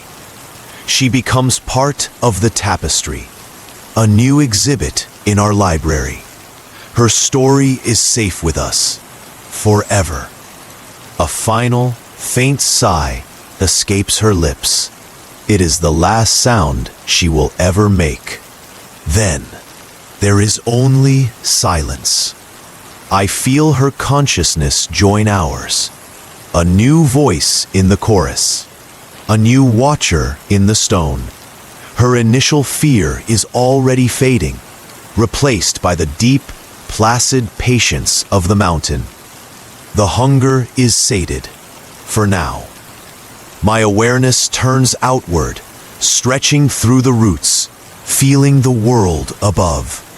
There are others on the trails, others with bright, noisy stories, others dreaming of flight. The cycle does not end. It is a wheel, and I am its axis. I settle back into the silence, into the deep, still lake of time. My purpose is clear. My vigil is eternal. We are the mountain. We are the memory. And we are always waiting. Story 5. I count extra footsteps in my empty Philadelphia home. What if the worst sound in the world wasn't a scream, but the sound of your own footsteps, and the extra one that wasn't yours? The silence in the old Philadelphia row house was a physical thing. It was the silence of empty closets, of blank spaces on the walls where pictures used to hang, of a life packed into boxes and hauled away. I stood in the doorway, the key cold in my hand, and felt that silence press down on me like a weight. This wasn't my home anymore. It was just a shell, a museum of a marriage that had crumbled to dust. My first step inside was a violation of the quiet. The floorboard groaned, a familiar, lonely sound. Creak. I took another, heading toward the stairs, my mind already numb with the list of chores ahead. Creak. Then a third sound, sharp and clear. It wasn't the house settling. It wasn't a pipe. Creak. It was a footstep. A perfect. I froze, my blood turning to ice. The rational part of my brain, the part that had signed divorce papers and arranged movers, sputtered. It's an old house. It's just an echo. Slowly, heart hammering against my ribs, I turned around. The hallway was empty. Utterly, completely empty. The late afternoon sun slanted through the dusty air, illuminating nothing but my own solitude. I let out a breath I didn't realize I'd been holding. See? Nothing. You're just... I took a hesitant step backward. Creak. My foot. Creak. The house. Creak. Its foot. This time it was in front of me. The sound came from the empty space at the foot of the stairs. A cold draft, smelling faintly of my ex-wife's perfume. A scent that had no right to be here, snaked down the hall and wrapped around me. This was not my imagination. Panic, pure and undiluted, ignited in my veins. I backed away, my shoulder hitting the wall. I tried to quiet my breathing, to listen, silence. Then, a new sound, from the living room. A soft, rhythmic tap, tap, tap, like a finger patiently tapping on glass. It was counting, and without meaning to, I found myself counting with it. 1, 2, 3. My own internal rhythm began to sync with its patient, silent beat. A memory surfaced, unbidden. My daughter, as a toddler, tapping her spoon on her high chair in that exact same rhythm. The image was vivid, warm, a precious shard of the past. Then, it was gone. It didn't fade.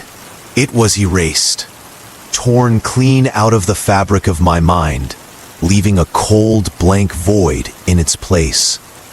The void was instantly filled with a new, chilling certainty. I was not alone, and whatever was here with me wasn't just sharing my space. It was harmonizing with me, stealing my rhythm, and with every synchronized beat, it was taking a piece of my past. The tapping stopped. The house was dead quiet again, but the count continued inside my head. 1, 2, I could feel it waiting for the third beat, waiting for me to provide it. The front door was just 10 feet away. Safety, sanity. But my feet were rooted to the spot. The count held me there, a prisoner to a rhythm that was slowly, methodically unmaking me. The worst sound in the world wasn't a ghostly moan or a chain rattling. It was the sound of my own life being quietly, perfectly echoed back at me, with one extra step into oblivion. The front door was a mirage, 10 feet of impossible distance. My body refused to obey the primal scream in my head, telling me to run. My muscles were locked, tethered not by chains, but by a rhythm. The silent, patient 1, 2 pounded in my skull, a metronome, counting down to a third beat I was too terrified to provide. The cold spot in the hallway intensified, the ghost of her perfume now a cloying, suffocating blanket. The air itself seemed to thicken, pressing in, listening, waiting. A floorboard creaked upstairs. Not a random settling groan. This was a footstep, deliberate, heavy. It walked from the top of the stairs to the door of the master bedroom, our bedroom. The rhythm of its steps was different now. Slower, more confident. It was no longer echoing me. It was leading. Tap, a sound from the kitchen. A single sharp tap of a cupboard door closing. Tap. From the living room, the faintest chime of a glass being set down on a table that was no longer there. It was conducting a symphony of absence, orchestrating the ghost of a life that had evaporated. The silent count in my head swelled, demanding completion. 1, 2. My lungs burned. I couldn't breathe in, couldn't breathe out, trapped between the beats. Breathing. A memory surfaced. A desperate defense mechanism. My son's 5th birthday party. The chaotic joy, the shriek of laughter, the sticky sweet smell of cake icing. I clung to it, a life raft in the silent, suffocating sea. The footsteps upstairs stopped. A profound cold washed over me, so intense it felt like a physical blow. The memory of the birthday party didn't fade. It shattered, like glass hit by a high-pitched note. The laughter cut off mid-shriek. The image of my son's smiling, icing-smeared face dissolved into pixels of nothingness. It was gone, not forgotten, deleted. And in the void it left behind, a new knowledge crystallized, cold and sharp. The thing upstairs wasn't just a presence. It was a curator. It was clearing out the old exhibits to make room for itself. A soft, shuffling drag echoed from the top of the stairs. Something was moving up there, coming closer to the landing. Panic finally overrode the paralyzing rhythm. I broke free, lurching toward the stairs, not to flee, but to confront, to see. The need to lay eyes on the source of this theft was a fever in my blood.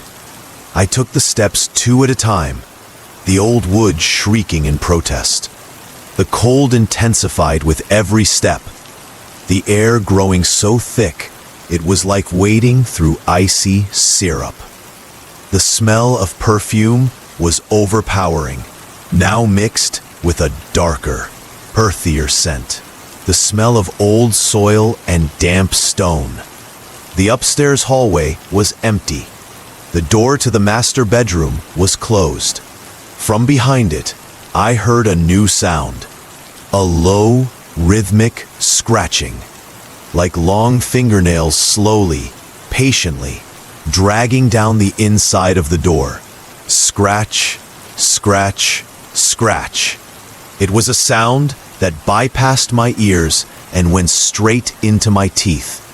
I reached for the doorknob, my hand trembling so violently I could barely grip it. The brass was freezing cold. I turned the knob and pushed. The door swung open silently. The room was empty, barren, just like I'd left it. The afternoon sun poured through the clean windows, illuminating dust motes dancing in the air. The scratching had stopped, but on the far wall, something new caught the light. Something that hadn't been there before. Etched into the plaster, as if by an invisible finger, were 3 marks. 3 deep, parallel grooves. They were fresh. Tiny particles of white dust still clung to the edges, and below them, drawn in the same fine layer of dust on the floorboards, was a single, unmistakable word. Listen. The silent count in my head returned, louder than ever, drowning out my terror, my grief, my very thoughts. 1. A floorboard creaked behind me in the hallway. 2. I slowly turned, already knowing what I would see. The hallway was still empty, but my reflection in the dark glass of the window at the end of the hall, it was wrong. There was a figure standing just behind my shoulder. A tall, indistinct shape, a blur of shadow in the polished glass. Its head was tilted, as if listening to a song only it could hear. Our eyes met in the reflection. 3. The figure in the glass took a step forward, merging with my reflection. A wave of absolute cold slammed through me, and another memory was torn from my mind. The sound of my wife's voice, the specific way she said my name. Gone, erased without a trace. I stumbled back into the bedroom, my legs giving way.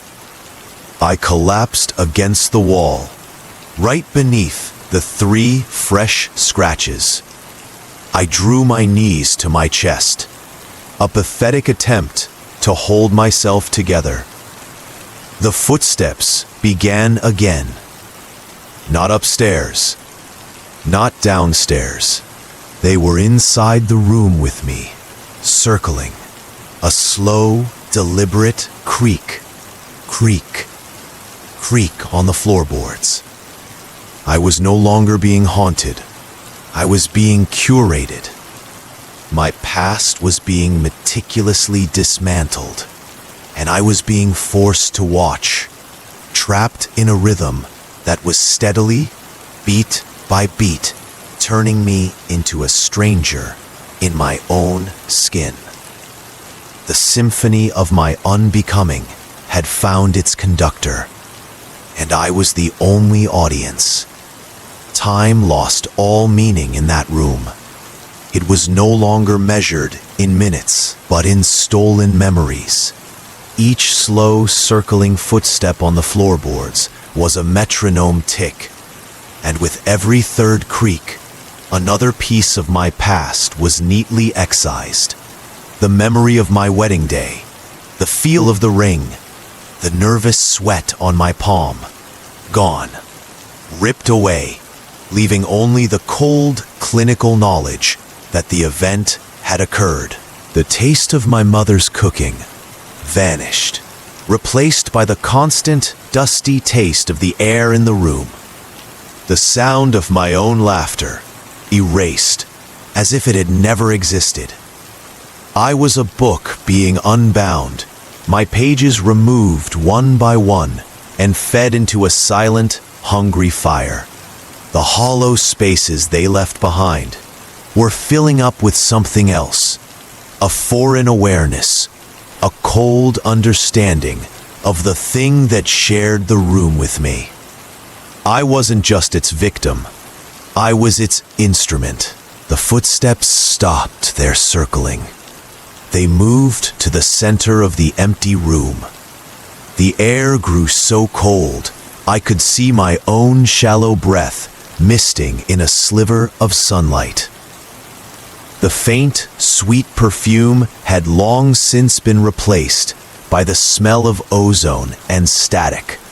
The electric charge before a lightning strike. A pressure built in the center of the room, a distortion in the air like heat haze off summer asphalt. It shimmered, and the scant light bent around it, outlining a tall, impossibly thin figure. It had no face, no features.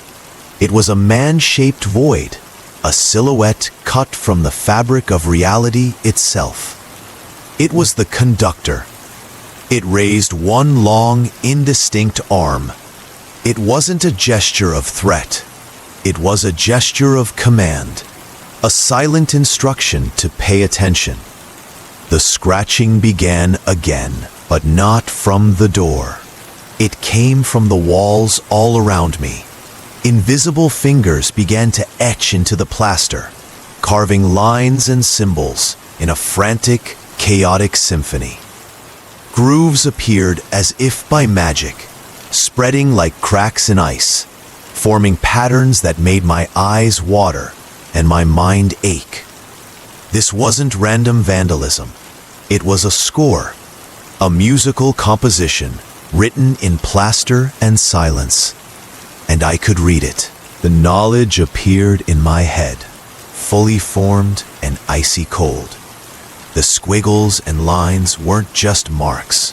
They were measures. They were rests and crescendos and fermatas held over emptiness. They were a map of the haunting, a blueprint of my own dissolution. The conductor's arm swept down. The house responded. A tremor ran through the floorboards.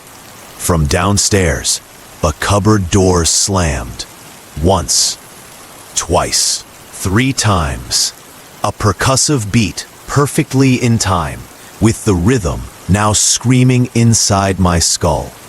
A pipe shuddered in the walls, letting out a low, moaning hum that held a single, sustained note.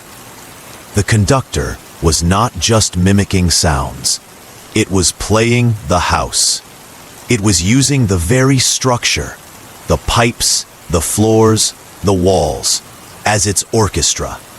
And the music it was playing was the sound of me being erased. It turned its void-like face toward me. I felt its attention like a physical weight, pinning me to the wall. It didn't need to speak. The command was clear, transmitted through the chilling harmony shaking the room. Join. My body moved without my consent. My limbs felt heavy, foreign. I pushed myself up from the floor, my joints stiff. I was a puppet, and the rhythm was my strings. The conductor's arm rose again, poised. I took a step forward. My footfall, a weak and pathetic creak, was the only sound in the sudden silence. It was the first note of my part in this terrible symphony. The conductor's form seemed to pulse with approval. The cold lessened, not out of warmth, but out of satisfaction. I was finally in tune. It pointed a long, shadowy finger toward the hallway. The compulsion was irresistible. I walked out of the bedroom. I descended the stairs. No longer a man fleeing a horror, but a component of the horror itself. I was the walking bass line in the conductor's cursed opus. I reached the front door. My hand, trembling not with fear, but with a dreadful anticipation, reached for the knob. The conductor's will flowed through me, a chilling current. I understood my new role. I wasn't a prisoner anymore. I was the lure. The opening note meant to draw others into the composition. My fingers closed around the cold brass. From the street outside, I heard the cheerful, oblivious sound of a neighbor walking their dog. A life, a story, a new movement waiting to be written. The conductor stood at the top of the stairs, a silent maestro in the shadows. Its silent command echoed in the hollowed-out cavern of my soul. Open it. My hand did not feel like my own. It was a tool, an instrument of cold brass and colder intent, closing around the doorknob. The cheerful jingle of a dog's tags from the sidewalk outside was a stark, dissonant chord in the conductor's silent symphony. A life, vibrant and noisy, was about to cross into our composition. I was the gateway, the first note of the invasion. But as my fingers began to turn the knob, a final, phantom echo of the man I had been flared in the deep freeze of my soul. A memory, not of an event, but of a feeling. The devastating, beautiful loneliness of standing in this empty house for the very first time, realizing everything was gone. It was a pain so pure, so uniquely mine, that even the conductor's rhythm hesitated for a single fractured beat. In that instant of silence, I understood. It didn't want to just steal my memories. It wanted to become the loneliness. It wanted to use my emptiness as a weapon, a resonant chamber to amplify its silent music and trap others. My grief was not being erased. It was being orchestrated. A violent, silent rebellion erupted within me. I wrenched my hand from the knob, as if it were white hot. The action was mine. It was clumsy, desperate, and it shattered the perfect rhythm. The conductor's form at the top of the stairs flickered, a static glitch in reality. The house itself seemed to gasp, the creeping frost on the windows pausing its advance. The thing's attention focused on me, not with anger, but with a cold, analytical curiosity. A difficult instrument required tuning. It raised its arms. The etched symbols on the walls flared with a sickly, phosphorescent light. The symphony began again, but this time it was a discordant, aggressive wave meant to break me. The floorboards beneath my feet buckled, not to throw me, but to play me. A jarring, percussive crack shot up my spine. The pipes in the walls screamed like a dying animal, a sustained, metallic shriek that vibrated in my teeth. It was sound as torture, a cacophony designed to shatter my last resistance and force me back into the score. I fell to my knees, hands clamped over my ears, but the sound was inside me. It was in the hollow spaces where my memories had been. It was the conductor, playing my very emptiness like an instrument. And in that agony, I found my weapon. The conductor needed my silence. It needed my resonance.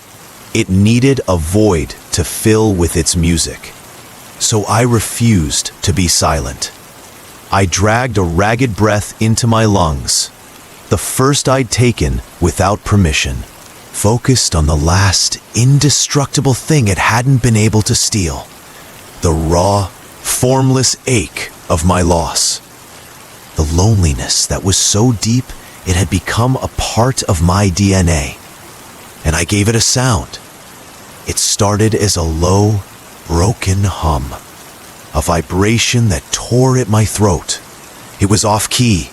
It was ugly. It was the absolute antithesis of the conductor's perfect, cold rhythm. It was the sound of a man who had nothing left to lose. The conductor recoiled as if struck. The shrieking pipes faltered. My dissonant hum was a stain on its pristine composition, a wrong note that unraveled the harmony around it. I pushed to my feet, my hum growing louder, more defiant. I wasn't fighting it with strength. I was fighting it with grief. I was polluting its perfect silence with the noisy, messy, unbearable sound of being human. The symbols on the walls began to fade. The frost on the windows receded, not from warmth, but from confusion. The conductor's form wavered, its edges blurring. It was trying to recompose itself, to find a new key to force me into. But my terrible, honest song was a lock it couldn't pick. I took a step toward it, then another, my broken hum becoming a wordless, resonant keen of pure emotion. With every step, the house grew quieter. The orchestra was falling silent, its instruments refusing to play. The conductor shrank back, no longer a terrifying maestro, but a fading echo, a pattern the universe was forgetting. It had tried to turn my silence into a symphony, but it couldn't comprehend the power of a single, honest, ugly note. It reached for me one last time, not to command, but to understand. Its void-like hand passed through my chest, and it flinched back. It had touched the very thing it coveted, my profound human loneliness. and found it was not a quiet emptiness to be filled, but a roaring, fiery ocean. It was too vast, too chaotic, too alive for it to ever control. With a sound like a sigh of static, the conductor unraveled. It didn't vanish. It dissipated, its essence flowing back into the cracks in the floorboards, the scratches on the walls, retreating into the dormant silence from which it came. The house was just a house again, old, empty, and quiet. The oppressive cold was gone. The smell of ozone had faded, replaced by the mundane scent of dust and old wood. I stood alone in the hallway, my own ragged breathing the only sound. I was free, but I was also more alone than I had ever been. The thing was gone, but it had taken every distraction, every beautiful memory, leaving only the stark, naked truth of my loss. I walked to the front door and placed my hand on the knob. This time, the action was my own. I didn't open it. I just stood there, listening to the quiet world outside. The silence was different now. It was no longer a hungry thing. It was just silence. My silence. And it was mine to fill. Not with the echoes of a ghost, but with whatever came next. However I chose to break it, the symphony was over. The refrain was mine to write, and so the shadows claim another soul, woven into the roots, the rhythms, the endless depths. But the earth, the echoes, the unseen, they are forever ravenous. They lurk for the dreamers, the wanderers, the forgotten. They wait until your guard slips, and then they pull you under. If you sense that chill, that fading whisper of self, you're not alone. Hit like to break the curse's hold. Subscribe for more chilling truths from the abyss. This is American Pulse and Paranormal. Dream deep or wake screaming.